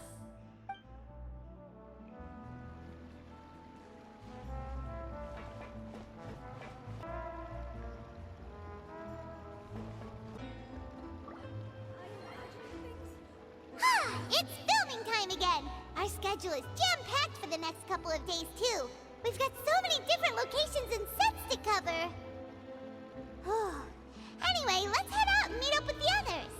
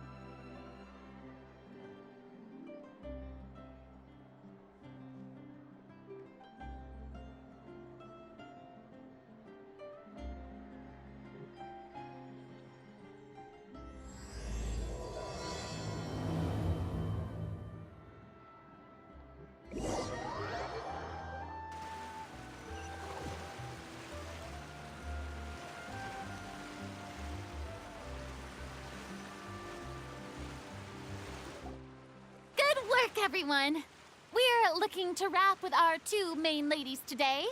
I can already smell our success. What do you mean, looking to wrap? Oh, aren't you the expert now?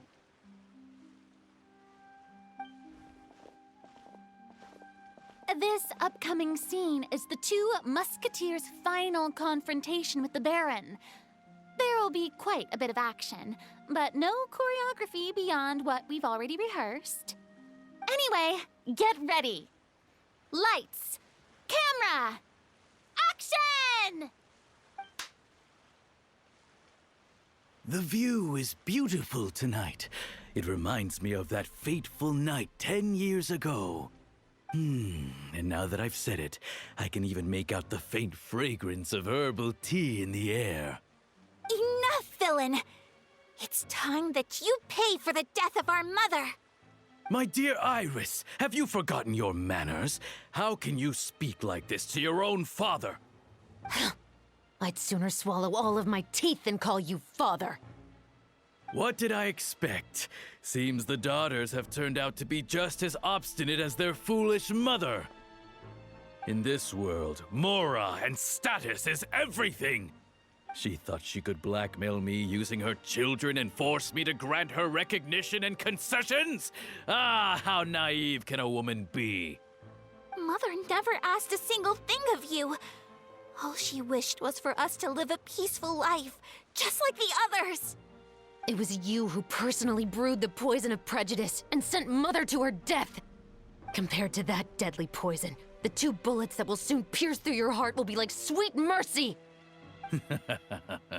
And that's exactly why I said you're just as naive as her. Did you really think 2 muskets would be enough to defeat me? So let's see. What is stronger? Mora and power, or the 2 muskets in your hands? Get them! Tulip! There are too many of them! It'll be okay. We'll cover each other, Iris. And Mother will be watching over us, too. Hands where I can see them!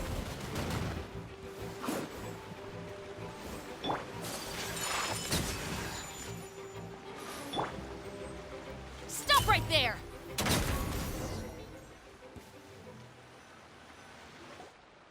You've lost. To think I'd lose to my own 2 kids. We are no children of yours, and we'll never call that place our home. Then tell me, what did you do all this for? You lost your mother, and will soon kill your father as well. What will you gain in the end, other than sentences for your crimes? We will gain our long-awaited justice.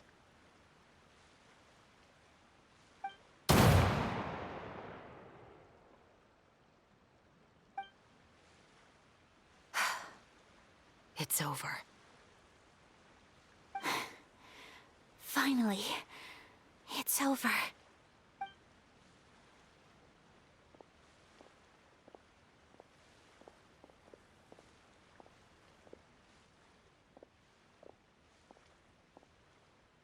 So, where will you go now, Tulip? I'm not too sure, Iris. Maybe somewhere with lots of flowers? After all, Mother always did love going where the blossoms were. What about you? I want to go visit Mother's grave. Yeah, that's not a bad idea. Huh? Tulip, look! What is it? It's Mother's favorite. The rainbow rose. Look, it's blooming again.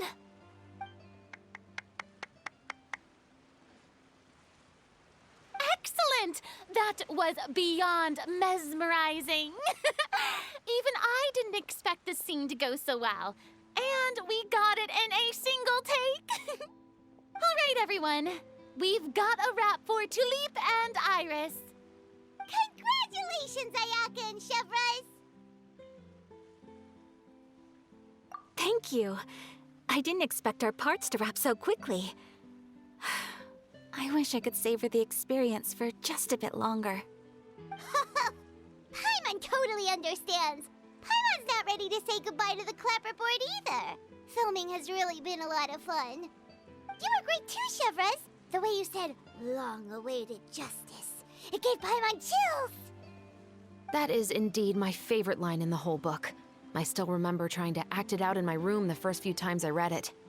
Whoa, Paimon would have never guessed you're that type. Who doesn't like stories where the guilty are punished and justice prevails over evil?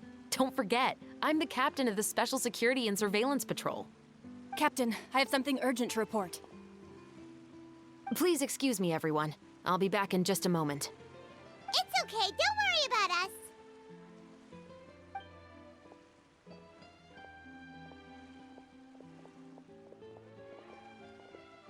Oh?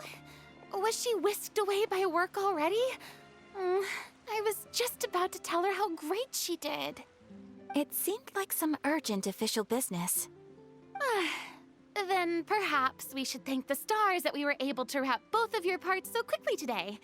Switching around the filming schedule would have been a real pain. Anyway, I actually came over to let everyone know that we're all done for today. You can go home and get some rest. And one last thing, Miss Ayaka. Your acting skills today were immaculate as always. Are you sure you won't consider taking up full-time acting? See, I just happen to know this great troupe that's still looking for a lead actress. Thank you for your kind words, Director Farina. Unfortunately, there are still many matters that I have to take care of back home at the Yashiro Commission. I cannot remain in Fontaine to pursue an acting career. Nevertheless, I will make sure to treasure this incredible opportunity in my heart. Oh, that's a shame, but I understand. Just let me know if you ever change your mind. I believe it's also about time for me to take my leave. But hopefully I'll see you on set over the next few days. Even though my part's wrapped, I'd still like to swing by and help out the crew. See you tomorrow, Traveler and Paimon. Yep, see you tomorrow! Well, what should we do next? Maybe we'll go investigate the case some more with Shivers today. Traveler, Paimon, please come with me. Huh? Where are we going? You could say that our ship has finally chanced upon one of those small, remote islands of intel.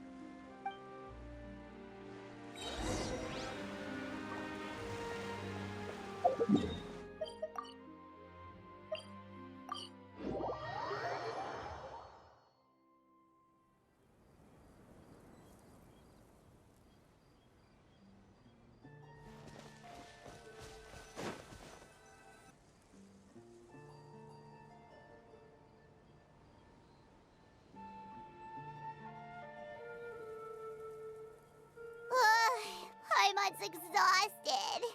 Paimon definitely didn't expect having to float this far after a full day of filming. So, Chevres, why did you take us here? Affirmative. It wasn't anything conclusive, but it should show us a clear way forward. Have you ever heard of someone by the name of Emily? Oh, you mean that famous perfumer? She's a good friend of mine. She's lent me her aid several times in the past to resolve some difficult cases. After I discovered the rainbow rose at the scene of the murder, I sent it to her. After all, she's probably the foremost expert on flowers and scents in all of Fontaine. And then? There was nothing remarkable about the flower or the trace amounts of soil left on it. But according to Emily, the rainbow rose left by the killer was derived from a very rare cultivar. Huh. Paimon didn't know that there were different varieties of rainbow rose. Paimon just thought they grew everywhere in the wild. Flowers that are deliberately cultivated will always show some different features from those that bloom in the wild. We already knew that the rose left at the scene belonged to a special cultivar, but with Emily's expertise, we were able to pinpoint the place where it was first picked from. Oh, Paimon gets it now. So whoever first planted that rainbow rose was probably the killer. Precisely. And after we checked what we learned against some sales records from the past, we discovered that there's only one person in all of Fontaine who could grow and sell this specific cultivar. Really? And who is it? It's the novelist. But didn't you say he had an alibi? To be clear, I haven't changed my mind about him. I still don't think he was the one who pulled the trigger. However, that doesn't mean the true culprit never visited him at his home or never purchased a rainbow rose from his garden. Whatever the case, we will have to confirm a number of things with him. So you mean the next place we need to go is... Yes, we're going to pay him a visit at his home.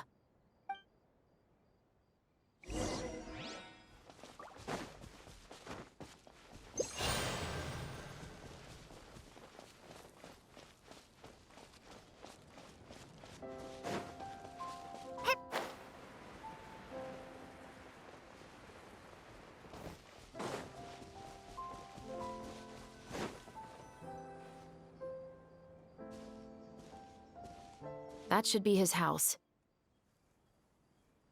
There are so many Gardamex stationed around the place. That's pretty unusual, right? According to what he told me last time we spoke, he hired them so he won't be harassed or disturbed. Huh. So there are a lot of flowers in his garden, but Paimon doesn't think we'll be able to pick one without alerting the Gardamex. Right. Which is exactly why I think there has to be a special connection between him and the killer. So, should we knock? Just wait here for now. I'd like to take care of a number of those Gardamex first. But they're so far away. How are you planning to do that? Don't forget, Paimon, I'm actually the real-life captain of the Musketeers.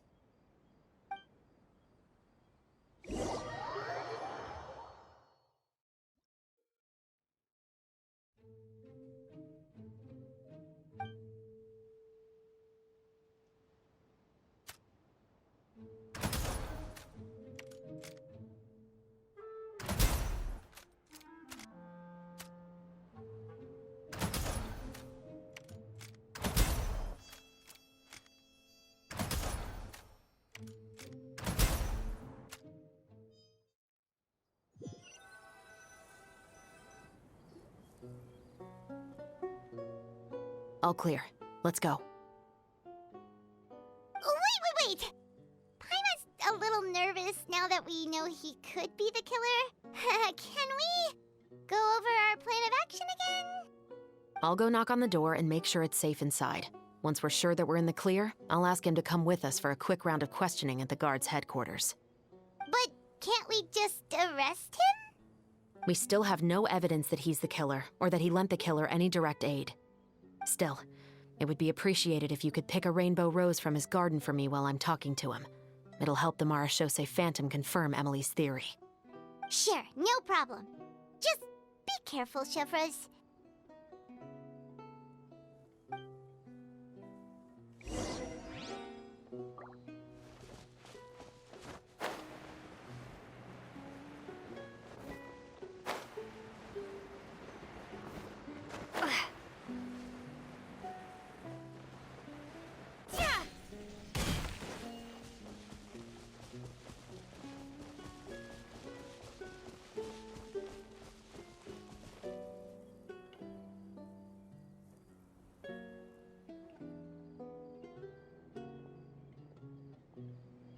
Excuse me, Mr. Baptiste, are you home? Who could it be at this hour? Oh, it's you, Officer Chevreuse. Would you mind accompanying me to the guard's headquarters, Mr. Baptiste? We would like to ask you some questions about a case. Oh, is it still regarding the murder case from before? I cannot confirm or deny that at this time. So it is then. Listen, I need you to come with me, Mr. Baptiste. Miss Chevreuse, I'll save you the trouble. Oh, and you two over there? There's no need for you to pick my flowers either. It's not time for them to bloom yet. Oh! Okay.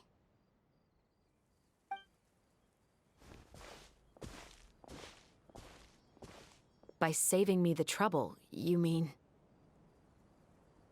I will confess. I was the killer. Huh? He just admitted he's guilty! Please relax, everyone. I'm not armed. The musket you're looking for has been buried in my backyard. Then it's my responsibility to inform you, Mr. Baptiste, that everything you say right now will be used as evidence for the inevitable trial. Yes, I am perfectly aware of that. I must say, I hate this feeling. Oh? Is it because I confessed? Or because you've been proven wrong? Both, I suppose.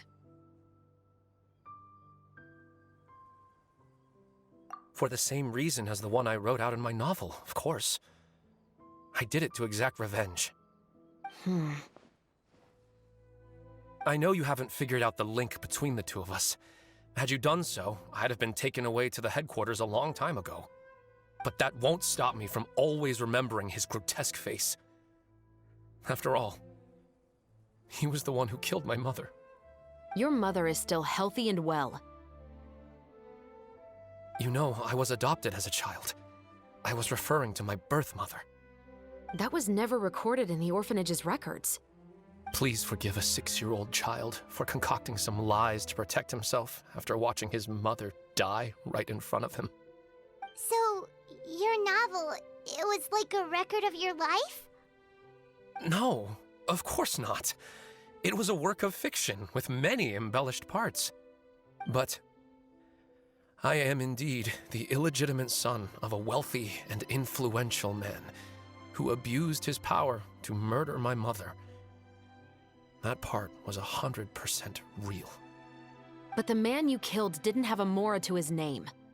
He was a hired assassin, an irredeemable beast who sank his fangs into a defenseless woman just for a few bags of Mora. But if that's really the truth, you wouldn't be telling us any of this now. You still haven't managed to take revenge against your father, the true mastermind behind it all. I never thought I'd hear that kind of thing from the captain of the Special Security and Surveillance Patrol. I'm simply skeptical about your motives. It's simple, really. I've grown tired of everything and don't want to shoulder this burden anymore. You may have considered me too soft to pull the trigger. Well, as it turns out, you are exactly right. I've become overwhelmed by the aftermath of the murder. So you're going to call a stop to your revenge, just like that? The true mastermind is too rich and too powerful for me. I've accepted that I will never be able to avenge my mother alone. And so what? The characters in your book never gave up. Now, Officer Shavras, I'm the one who has killed a man, aren't I? Are you trying to convince me to commit another crime? What's your father's name? How do you plan to prove the veracity of all of your claims? Well,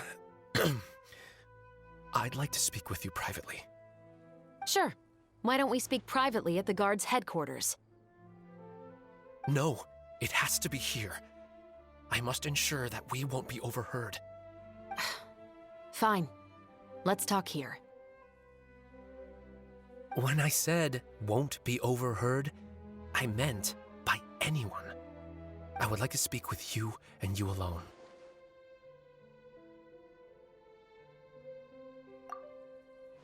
Thanks. I appreciate it. Please stay safe, Chevres.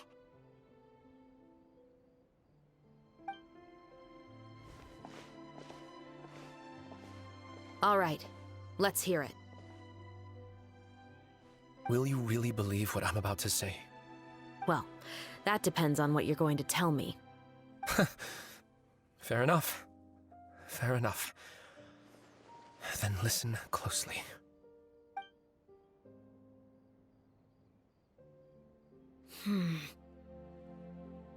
So that's how it's all connected. So, it seems you believe me after all. Do you want me to go public with this? No, of course not. At least, not right now. Then why did you bother telling me? You've read my work. What do you think? Even if you were to go public with all of this right now, he'd simply deny everything. It's been too long. Almost 20 years. Anything that could be used as evidence has long faded away. Even if there might have been a solitary island of truth once upon a time, it has long sunk beneath the waves by now. Justice will never find him. Not if you don't try. I know that as the captain of the Special Security and Surveillance Patrol, you will always stand on the side of justice. But do you really think a cushy life in prison really constitutes justice for him? I bet he could lead an extremely comfortable life in the fortress of Meripede. What are you trying to say? I've been observing you from a distance. Your portrayal of the musketeer was exquisite. Pull the trigger of justice against him. Let the villain get what he deserves. You want me to let you go so you may complete your revenge? No, Officer Shavras. I know that would be impossible. No. What I'd like is for you to perform the deed on my behalf. Oh, Shivra's sure is taking her time. What could they be talking about anyway? Oh, Paimon's worried. What if he decided to attack her?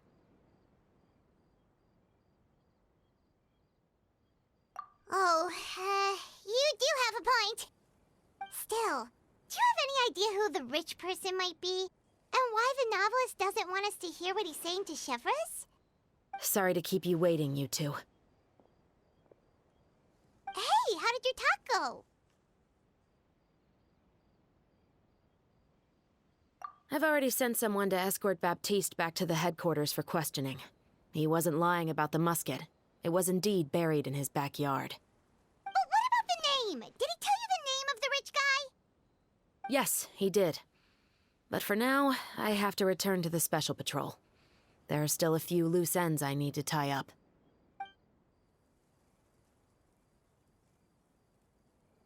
I'll probably be quite busy over the next few days, so apologies if you don't see me on set. All right, Paimon understands if you can't tell us everything you know. We'll just keep an eye on the Steambird then. Actually, there's still something else I need your help with.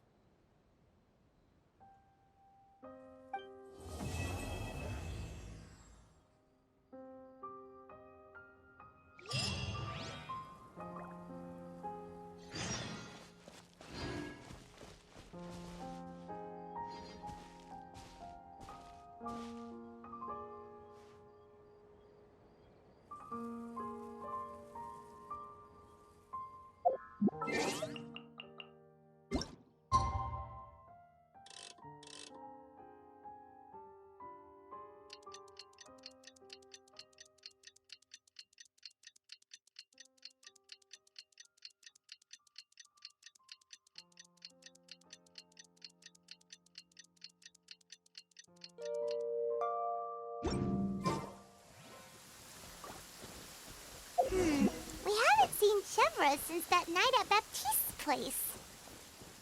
Well, guess there's no point in worrying about it now. Let's go join up with the others.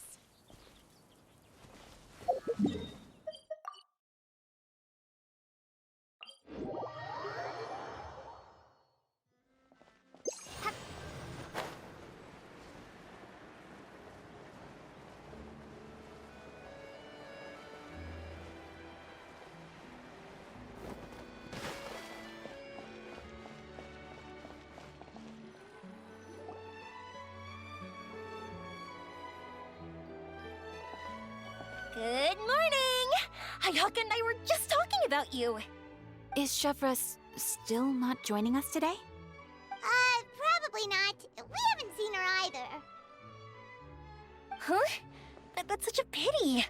Director Farina said that we've only got a few small scenes left before wrapping up the entire thing. She even said that she'll get me into a couple scenes, so everyone will have a chance to shine in front of the camera. We were also planning on having a victory feast once we're all finished filming. You can join us, right? If only Chevros was here. I still haven't taken a photo with her. I'm afraid that can't be helped. Those special patrol folks are like phantoms when they've got a case on their hands. But to be honest, I'm even more concerned by what I read in the Steambird earlier this morning. It said that the killer in the murder case was none other than the author of the Two Musketeers.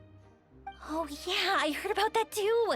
He came forward and confessed his crimes, but gave no explanation as to why he pulled the trigger. We didn't know about this case at all when we joined the film. Is it going to affect the reception of our work? From a pure publicity standpoint, this will draw a lot more attention to our film. I have to say, though, that no director can be perfectly comfortable with garnering attention through means other than artistic skill. To be fair, I feel like that ship sailed the moment you allowed yourself to be named as the director on our posters. It's not my fault that I'm super popular. What was that saying again? My popularity has, Sunk to an all-time low? spread to the four corners of Teyvat.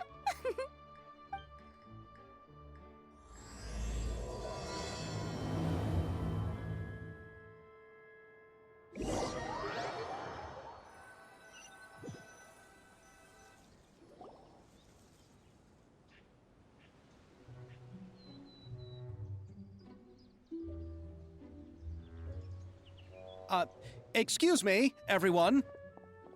Xavier! Feels like it's been ages since we last saw you. I've been talking non-stop with the Film Association, and I'm absolutely swamped trying to coordinate the film's marketing. So forgive me for not being around more often, but please believe me when I say that I will make sure everyone's hard work gets the exposure it deserves. Oh, seems like you've been fighting your own battles. Yes, that's one way to put it. Oh, and before we begin the final round of filming, please allow me to finally introduce you to the original investor of our film, Mr. Morris.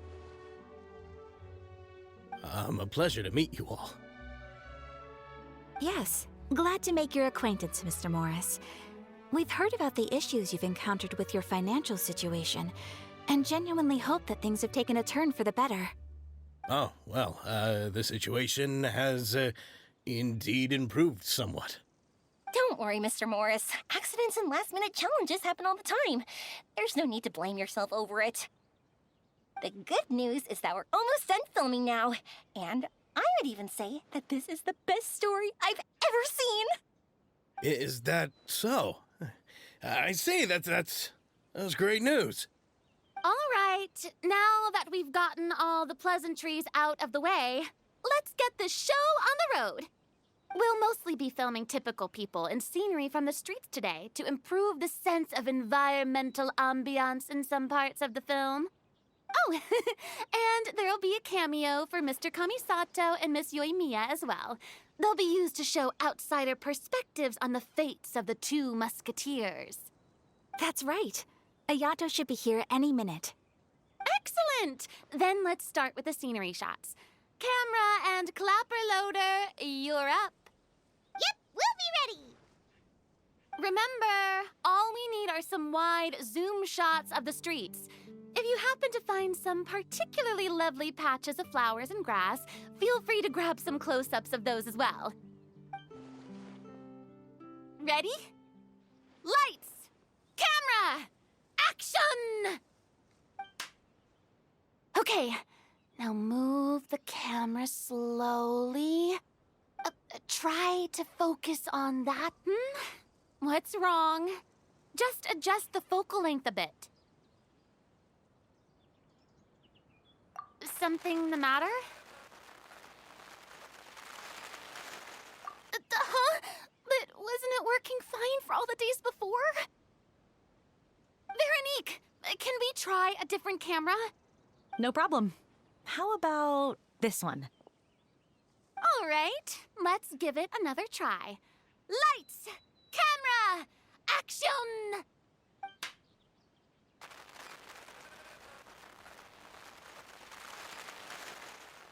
Don't tell me. This one is broken too? Veronique, do we have any other spare ones we can use? I'm afraid we only brought these two today. What? Then go find a workshop to get them repaired right away. Oh, and you too, Bono. Go find our spare camera in the warehouse and bring it back to the set. On it. Greetings, everyone. My apologies for the delay. Is something the matter, Ayaka?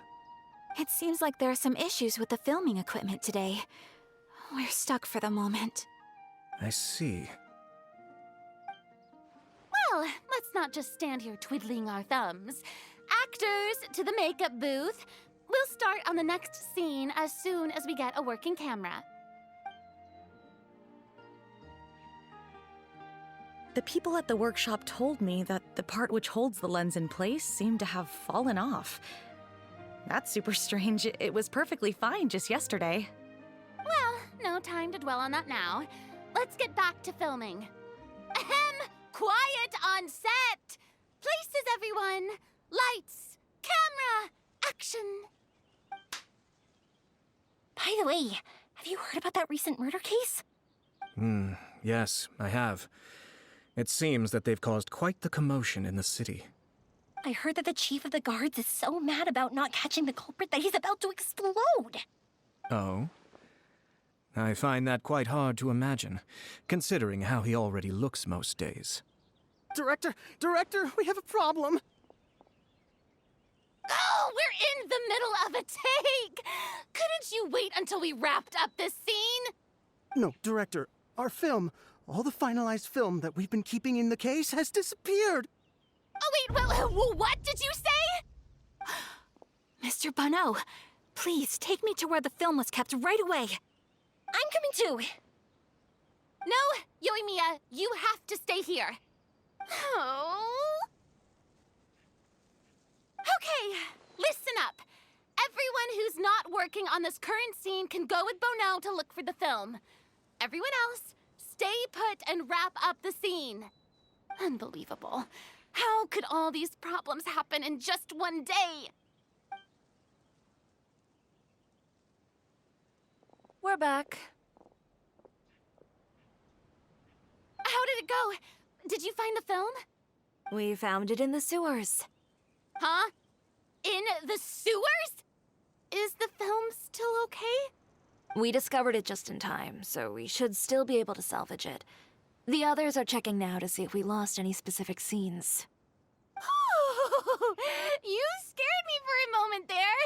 I nearly thought we had lost everything. I really don't want to experience that feeling of despair again. Okay, but who could have stolen the film and dumped it there? Could it be, some competitors working on other films? But if they wanted to harass us, why wait until the last day? Okay, we don't have time to really look into it right now. Let's strike while the iron is still hot and wrap this thing up once and for all. Yeah, let's finish it.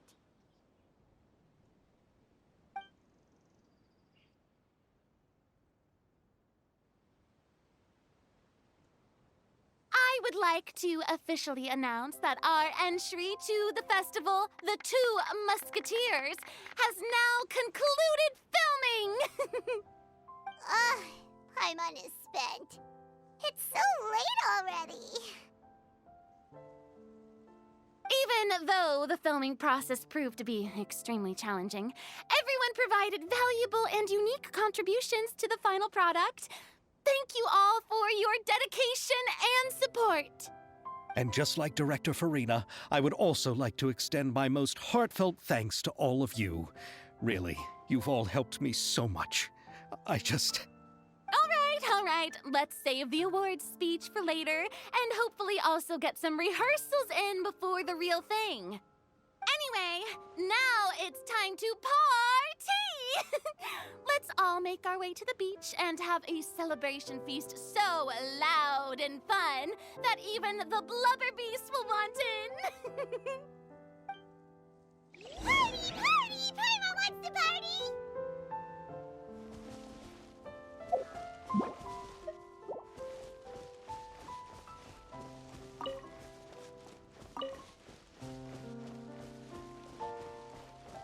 Whoa, this place is hopping. Everyone's finally getting to relax after wrapping up the film. Let's go chat with someone.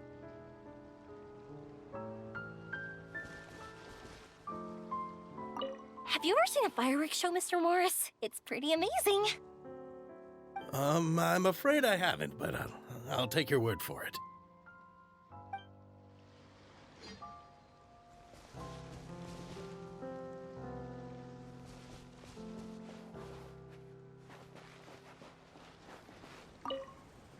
This is turning out to be quite the party.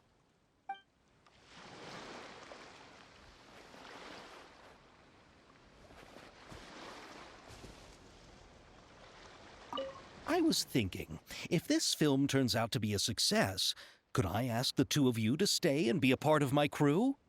Of course, I'll definitely increase the pay for next time. I'd be more than happy to, Mr. Xavier. Thank you for the offer, Mr. Xavier. But I've made some plans to go on a journey to the other nations once the festival is over. Is that so? Well, then in that case, bon voyage, Miss Veronique. Please feel free to get in touch once you've returned to Fontaine.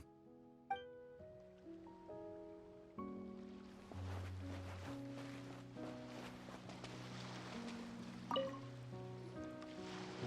Ayato! How's your work been going? Everything went rather smoothly. Thank you for your concern. Ayato told me that we've already confirmed the dates for some Inazuma Fontaine cultural exchange events. So the next time we visit, we'll be doing so in our capacities as the representatives of the Yashiro Commission. Oh, that's great! Then maybe Paimon will be able to find Fontaine detective novels in Inazuma from now on! Oh, wait. Wouldn't Yaimiko get upset if that happens? That would be stealing some of her business. You've got a point. She's always complaining that light novels have become bland and too predictable after all. The cultural exchange won't only feature literatures of both nations, of course. We have also made plans for cross-cultural engagements in the fields of gourmet cuisine, toy making, and artisan craftsmanship. Whoa! Paimon's getting super excited now! When the time comes, be sure to visit and participate in all the events.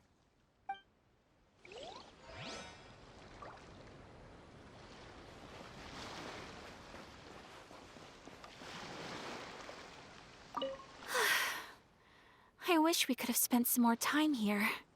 Don't worry. It won't be long before we're back again.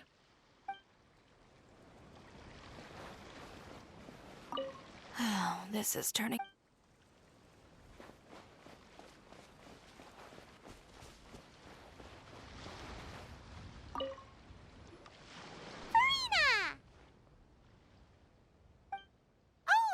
My darling clapper loader and camera operator, you've both worked really hard.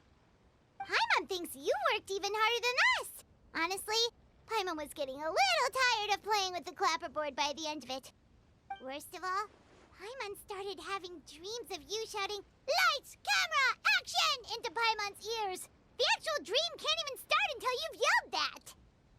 Hey, if anything, shouldn't I be more grand and delightful in your dreams? We've been through so much together, and that's how your brain remembers me? That's not Paimon's fault. We've just used the clapperboard too much lately. Anyway, what's most important is that we've wrapped the film. I'm pretty confident that we'll take first prize. Hey, no need to mention the official name. Wait, now that you mention it, if we did win the prize, would Farina just get a statue of herself? Come on, I don't need that kind of attention. Xavier can accept the reward on our behalf. But just imagine! Farina accepting the Farina Award and holding a Farina statue. I'm going back to my dessert now. You all can keep discussing that on your own.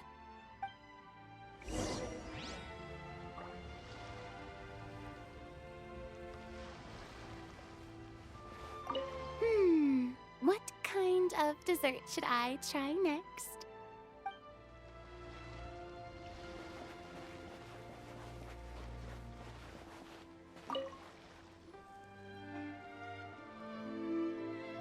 Chiori! Hey, you two. Are you not really into these kinds of big social occasions? Not particularly. But this is still better than Fontaine Fashion Week. But if this film becomes a big hit, people will definitely come flocking to your shop. Yes, that's highly likely. As long as the film can premiere as planned. Are you still worried about the case? That and all the obstacles we had to face today. You're right.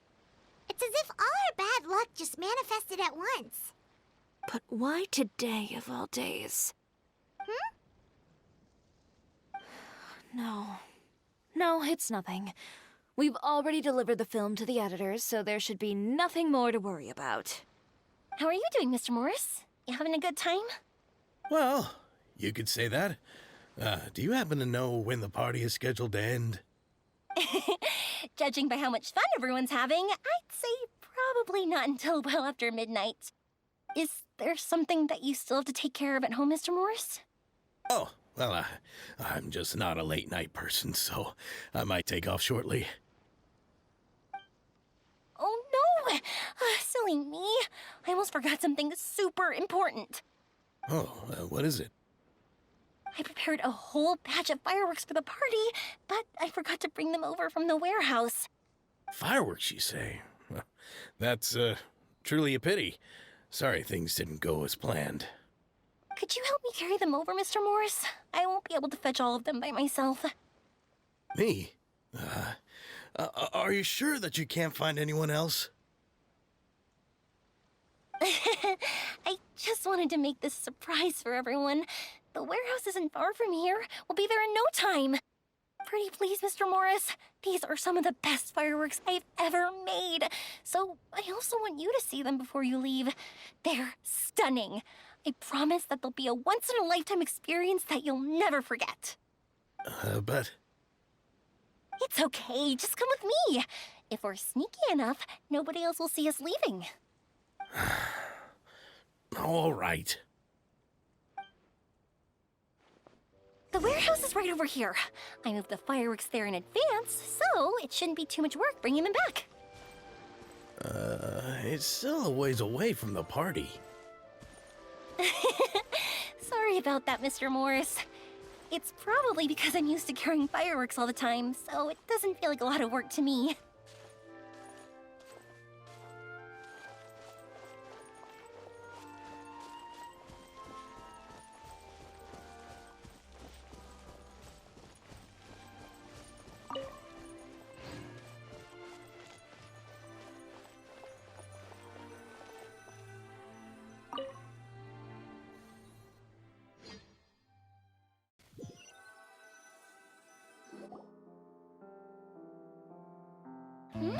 It's dark in here. Wait here, Mr. Morris. I think the light switch should be somewhere over here.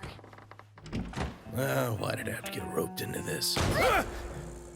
What was that?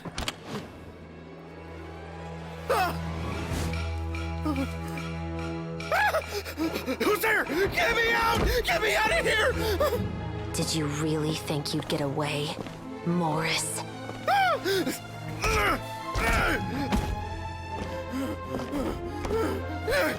You've got the wrong guy. It wasn't me. I'm not the killer. You know, Eliza died a far more heroic death than this. She fought your assassin to the end, to save the children she had hidden beneath the floorboards.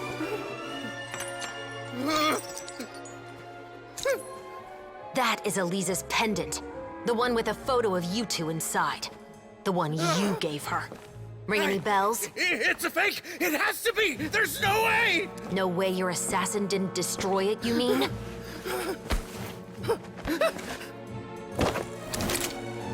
Did you ever love her, Morris? Or was killing her always the plan? No, please. Listen to me. I told Eliza to keep us a secret. I paid her plenty for her silence. I never thought she'd keep the child.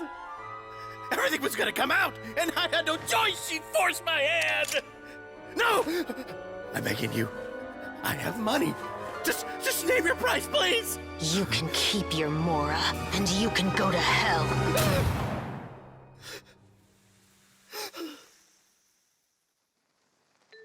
I'm Captain Shovraz of the Special Patrol. Morris, you're under arrest for Eliza's murder. Huh? Hmm?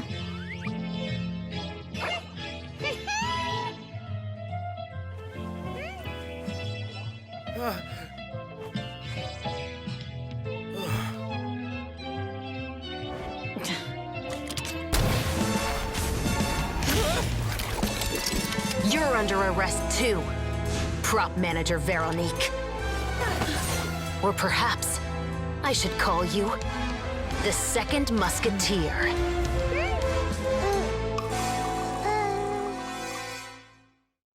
Wait, what's going on? This wasn't in the script.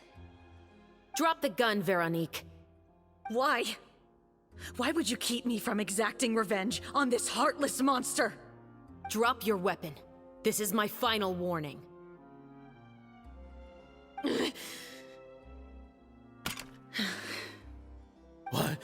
What is going on? Do I have to spell it out for you, Morris? Everything that took place just now was staged to get you to confess the truth.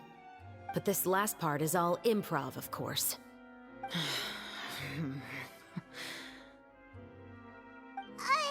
Shivers, you told us you wanted us to help you stage a play. You never said anything about the Second Musketeer. It's because even I had no way to confirm my theory until now. Thank you for your performance, Yoimiya. Could I trouble you to go and bring in the other Special Patrol members? They should be on standby just outside. Oh, and please tell the other cast members not to worry about us. We'll be rejoining them shortly. On it!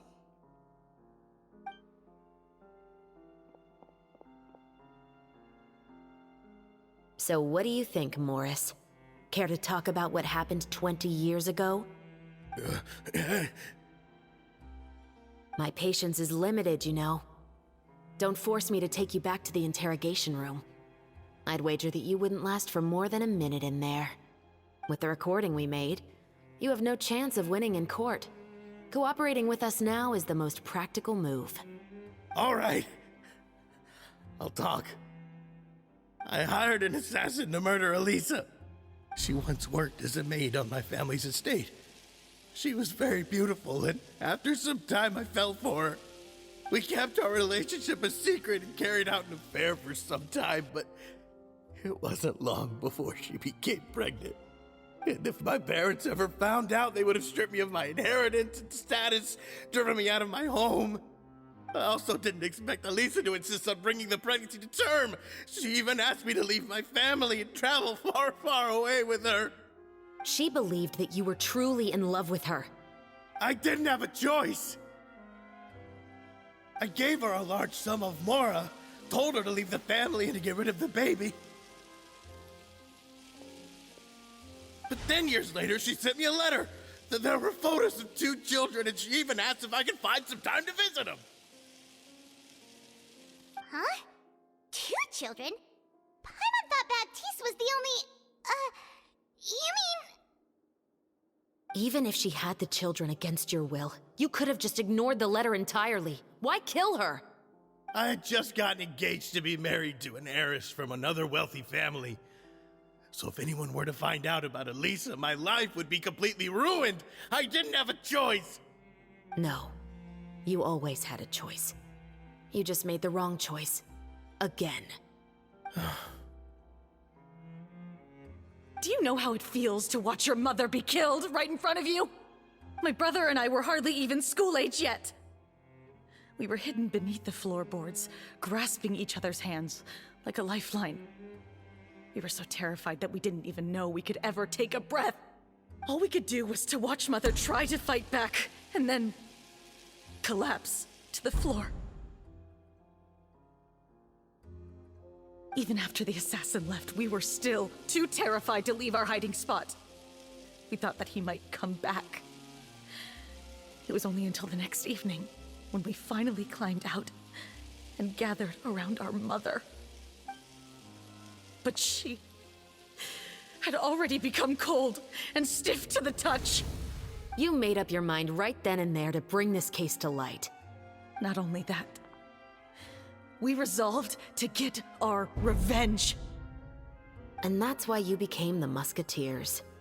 No, that's why I became a Musketeer. The man from before was also killed by me. My brother had nothing to do with it. I figured as much. You did? I once told these two that he didn't look like a killer to me. His confession from that night also rubbed me the wrong way. I think what really tipped me off was, how could I not feel a sense of regret in him? Huh? He confessed faster than any criminal I've ever met, but he didn't say a single word about you. He insisted that he was the sole perpetrator in the case. But after the questioning ended, I disassembled the musket we dug up from his backyard, put it in front of him, and told him to reassemble it. Wanna guess how far he got? He had no idea where to even start. He's never touched a gun in his life. Based on that, I determined that he was not acting alone. He only surrendered himself to draw our attention and create a moment of opportunity for his partner. So, I decided to play along. And as expected, the second musketeer followed us without hesitation once she saw Morris get separated from the rest of the cast. Besides, why else would he call the novel The Two Musketeers? But how did you know it was Veronique? I figured it out the moment Baptiste told me his father's name. That so-called financial crisis was all just a ruse. He just wanted to sign up as the investor and then leave the film without any source of funding. After all, he has a vested interest in minimizing the reach of this story. It's really just the same thing as what he did to Eliza all those years ago. Human scum. But then Xavier pulled out all the stops and got the film made against all odds. Morris couldn't have that. With the killer in custody, he figured it was safe to act. And so he came to visit the set today, just as I expected. Wait, so you were behind all those mishaps today?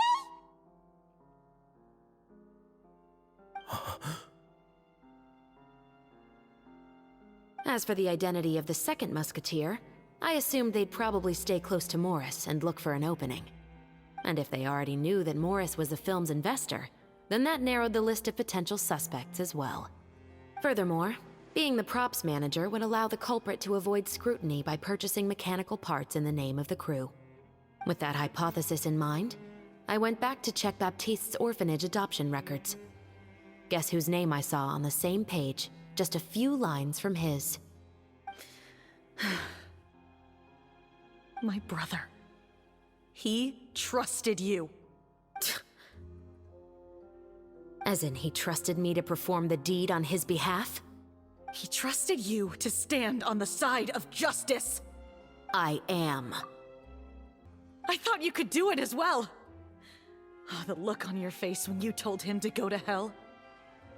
I really thought you'd put a bullet in his brain. You know what he has done. Are you telling me that you'd rather see him spend the rest of his life living like a king in the fortress of Meripede? I will never be able to forget the feeling of my mother's cold, lifeless hands. And you would call this ending fair? Is this what you call justice? I won't lie, Veronique. I did hesitate when your brother first told me about the truth. I wondered. I agonized over whether I should really put a bullet in his head. So why don't you? Because that should never be how justice is carried out in this world. Perhaps, to you, justice is simply reciprocated. An eye for an eye, and a life for a life. But everyone has their own understanding of justice. If everyone were to pursue their own definition of it, there would be no more order in this world. Today, you'll kill Morris, and tomorrow, his children may come for you. The world cannot render judgments based on a desire for revenge. That will only lead to a cycle of revenge, as well as the destruction of order and civilized society. Fontaine is founded on a set of laws and a standardized code of justice. That is why we are the nation of justice. But with all that said, I will promise you this. Morris will not lead a cushy life in the fortress of Meripede. Chevros, the rest of the special patrol is here. Thank you so much, Yoimiya. Letelier, Terena, please take them away.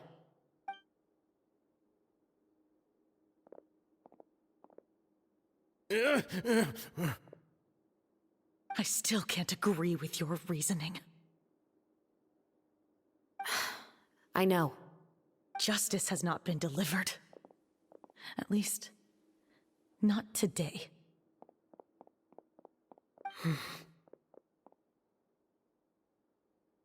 Chevres. Let's go.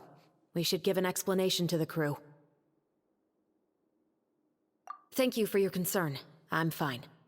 I'm just thinking about the things in life that have driven people to take justice into their own hands.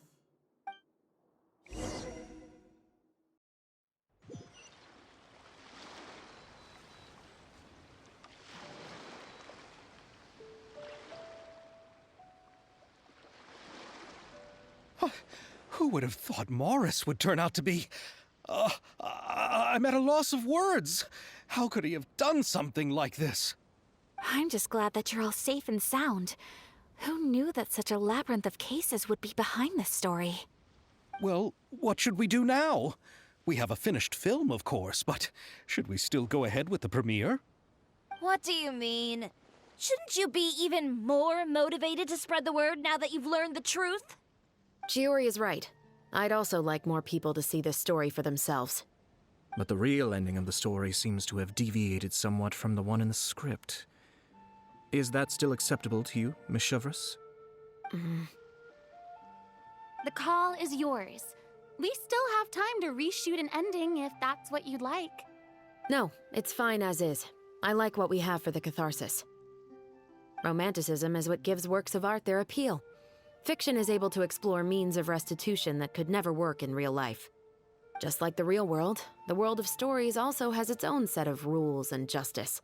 These different possibilities are what initially drew me to reading in the first place. Sounds good to me. I support your decision. What about Veronique? Will she be okay? She will soon face her judgment alongside her brother and Morris. If I had to guess, they'll probably all be sent to the fortress of Meripede. I'll make sure to give Risley a heads up about it. Oh, you mean that kind of heads up? Exactly. Ahem. All right, then the matter's settled. Now that everything's been taken care of, there's no reason for us to keep looking all gloomy and grumpy. Let's get back to the feast and enjoy each other's company. We'll be starting the post-production process tomorrow. You should join us, Chevres. You missed the first few hours of the party, didn't you? All right. Count me in. Then I'll wait for you over there. There's still some good news that I'd like to share with Chevres. Traveler, Paimon, could you wait for me by the sea after the party ends? I'd like to go on a brief walk with the two of you. Thank you very much.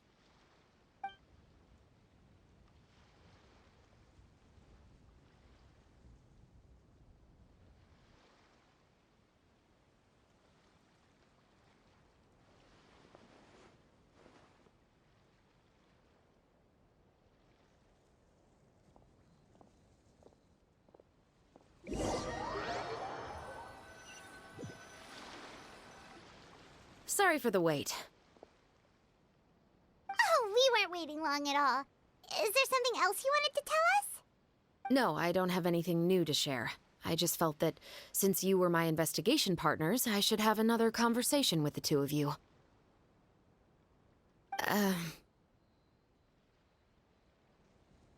Traveler, how would you have responded to Baptiste's request if you were in my shoes?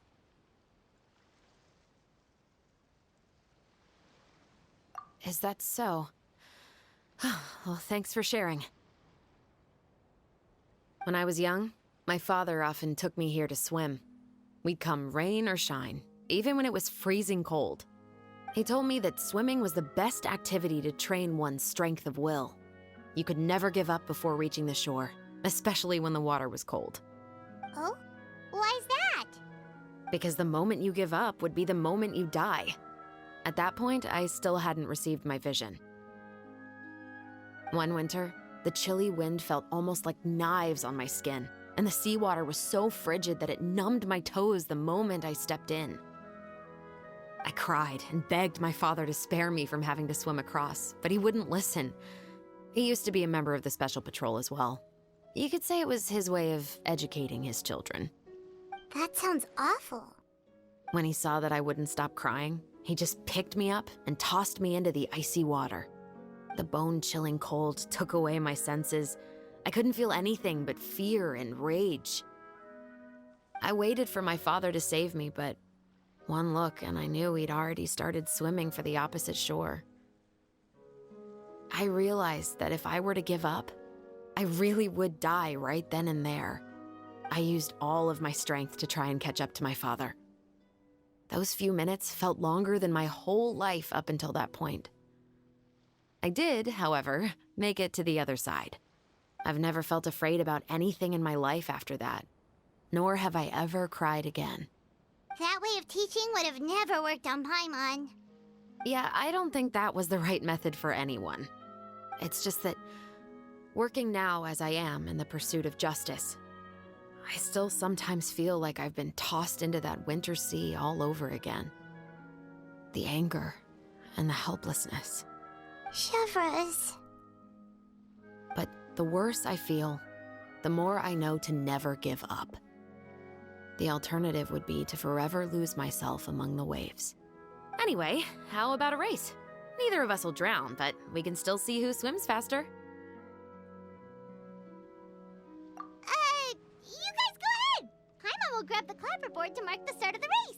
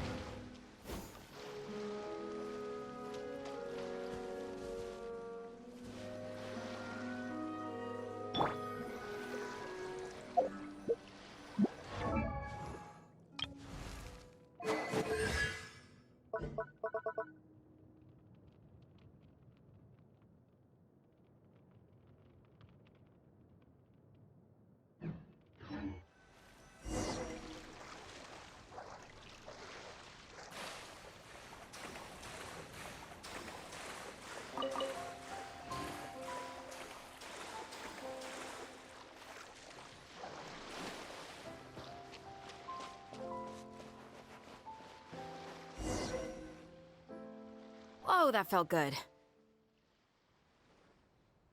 You were so fast in the water, Chevreuse. You were swimming even faster than Paimon can fly. So, about the Special Patrol, did you join because of your dad? Partly, but I'd say I was more inspired by the heroes I read about in stories growing up. Oh, so it's due to your love of stories. Of course, it was only after I joined the Special Patrol that I learned that truth is often stranger than fiction. Come on, let's walk a bit more.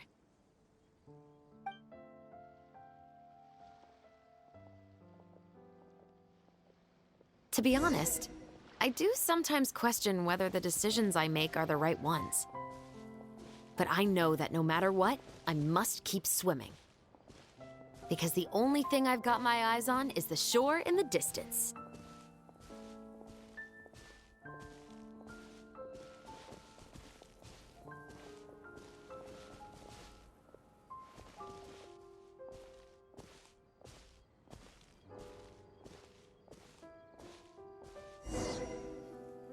Thank you for coming on this walk with me.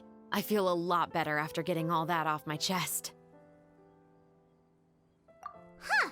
We're nearly back at Baptiste's house. Huh. You're right. I didn't realize we were so close. He really did plant a lot of flowers. It's just like how he described it in the story. Huh? Wait. Paimon, Traveler, look! The rainbow roses in the garden. They're in full bloom now.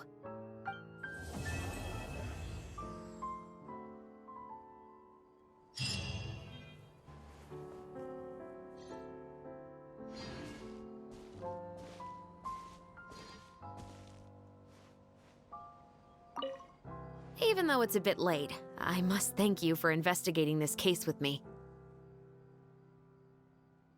Not on behalf of the Special Patrol this time. It's a personal expression of gratitude from yours truly. Oh, you want to hear more about my father? To be honest, I didn't spend that much time with him. He was always busy with the Special Patrol, so he would often return home really late at night. Some nights, he didn't come home at all. Once, he didn't come home for a long time, maybe a whole week or so. When I went out to buy food, I learned that he had become a criminal, and by extension, that made me a criminal's daughter. But we can talk about that another day.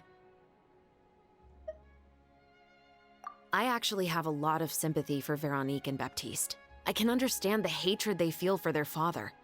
But that doesn't mean I'll allow them to walk the path of evil, even if it might lead to another sense of justice. Films are different from the real world. They're a form of art and represent the wishes in people's hearts. I adore the two Musketeers, and I'm very happy to have had the opportunity to act the role as one. I can't wait to catch the film when it premieres in the Opera House. I'm looking forward to seeing the audience's reaction to the climactic ending. Thank you for looking out for me. I'll see you at the award ceremony. I'd be very surprised if we don't win.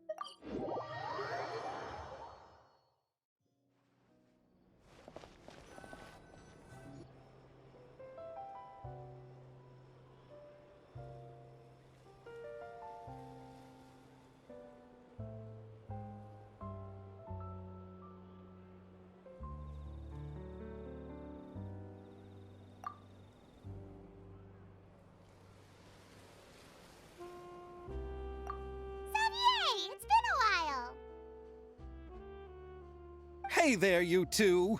Sorry I've been scarce. I've been buried in marketing and preparing the film for release ever since we wrapped post-production. The award ceremony is today, right? Paimon wonders if we'll win the Farina Award. I'd give it a 90% chance. Farina! Oh, Paimon didn't know you were already here. You're earlier than everyone else. I'm sure the others will also be here in no time. Xavier, if we end up getting called on stage, shouldn't you come up with a name for our crew?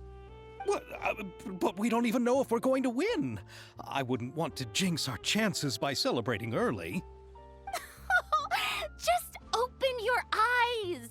Surely you've seen the audience's reactions to our film. We've had nothing but critical acclaim. You've also had conversations with the Opera House's operating staff, right? Didn't they want to increase the number of showings? With the mora you've made from the box office, you can now open your very own film company. But that's all credit to my amazing crew. You've all helped to make this a reality, so I can't be the only one asked to come up with a name. Well, give it some thought. I'm sure the crew will respect your choice. All right, but before that, Traveler and Paimon, could I trouble you to quickly pay a visit to the Fortress of Meripede? Huh? But shouldn't we stay for the award ceremony? I wanted to ask you two to invite Shavraz to join us at the ceremony. She's one of the lead roles, after all. I haven't been able to find her recently, so I haven't had the chance to invite her personally. According to the papers, the culprits of the Musket murder case will be personally escorted today by the captain of the Special Patrol to the Fortress of Meripede. Oh, Paimon gets it now.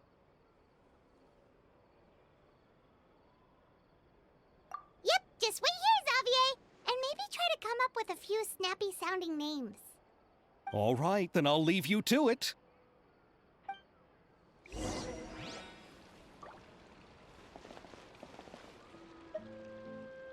Will we really win an award? Trust me. When have I ever been wrong about something like this?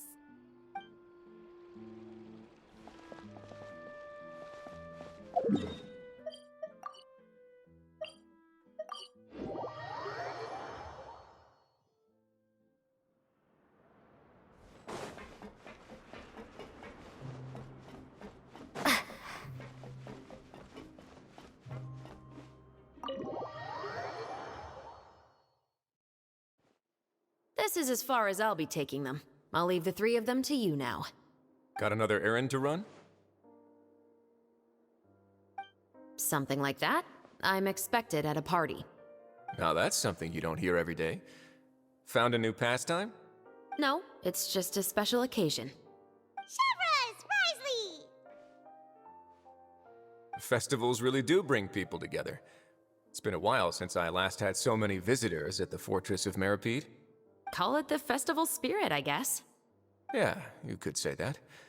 Even our head nurse has gotten herself all worked up preparing super deluxe nutritious shakes. Just one gulp and you'll have met all your nutrition needs.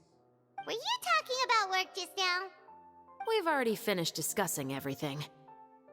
So, what do you think about my heads up, Mr. Risley? I believe I haven't yet made any promises or guarantees. But you also didn't shoot me down. Here, how about this? You could give everyone a copy of the newspaper. Perhaps on the day when the cover story happens to, oh, I don't know, expose a certain someone's misdeeds from 20 years ago? I suppose then a certain someone may soon find himself the most unlucky person in the Fortress of Meripede? While another two people will soon be hailed as heroes. Speaking of heroes, did you two need something from me? Oh, actually, we're here for... You're here to invite me to the party, right? Don't worry, I didn't forget. Ooh, then let's head back right away! See you, Risley! Happy Fontanalia Festival! And the same to you.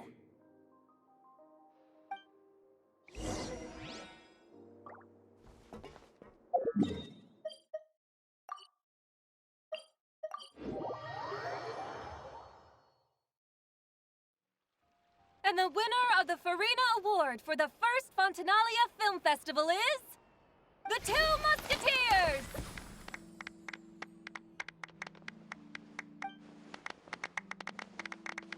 We won! We really won! Congratulations, Mr. Xavier. We won? I can't believe it! I really can't thank all of you enough! See? My takes on Fontaine's entertainment industry have never been wrong. Now, please welcome to the stage the producer of the Two Musketeers, Mr. Xavier!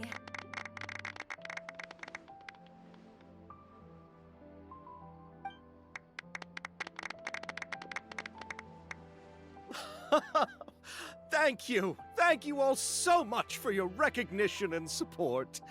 While I'm up here, I would love to give special thanks to... Time really flies, huh? It certainly feels that way. It feels like it was only yesterday when you were teaching me to hold a musket. Will you come back to Fontaine again? Of course! I'm very fond of this city. There are so many novel and interesting things that it's been hard to keep track of them all. But how about you? Would you be interested in visiting Inazuma? I can't say the thought has crossed my mind before, but I'd be willing to consider it now. I will be eagerly awaiting your visit. It would be wonderful if you could visit my home and enjoy a taste of our tea and desserts. Yeah, let's keep in touch. Did you accomplish all you came here for? Yes. And you should visit Inazuma again sometime. How has Ogura and her business been? To my knowledge, she's doing quite well. Tell her I said hi. I certainly will. I heard the thunderstorm has stopped. Yes, and the war has also been brought to an end. Peace and prosperity has returned to the islands. I quite like the sound of that. Perfect for hanging textiles out to dry. I'd like to offer my thanks again to the entire cast and crew. Without you, I would have never completed this film, much less had the opportunity to be standing on this stage. with the support of my entire crew, I would like to officially announce our film company, Musketeer Pictures! Woohoo! That has a really nice ring to it. Then in that case, let's please welcome all the members of Musketeer Pictures onto the stage for a commemorative photo. Oh, Paimon didn't know we'd also be taking pictures. Director Farina, I believe you are the most deserving person to raise this trophy. Huh? No. There's no need. It's so embarrassing. It's an honor the director deserves. Yes, I agree.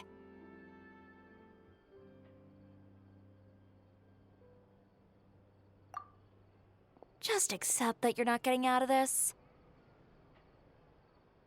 Ready, everyone? 3, 2, 1. Musketeer Pictures!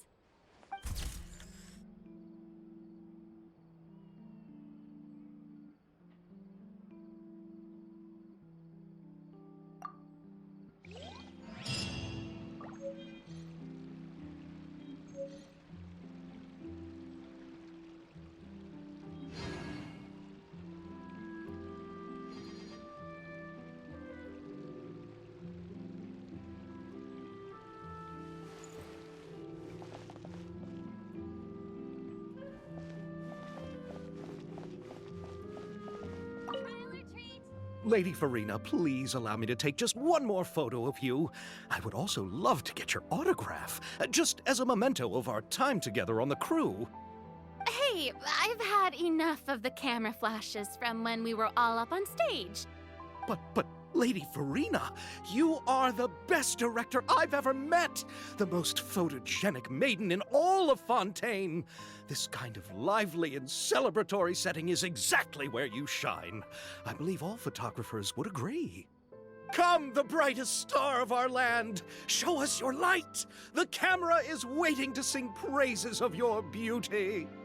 Well, I'm flattered, but... All right, I'll humor you and try a few more different poses. But I don't have to hold the trophy, right? Of course. You may pose however you like.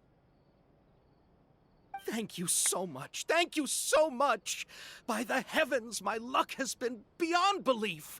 I'm having a hard time coming to terms with it now. Oh.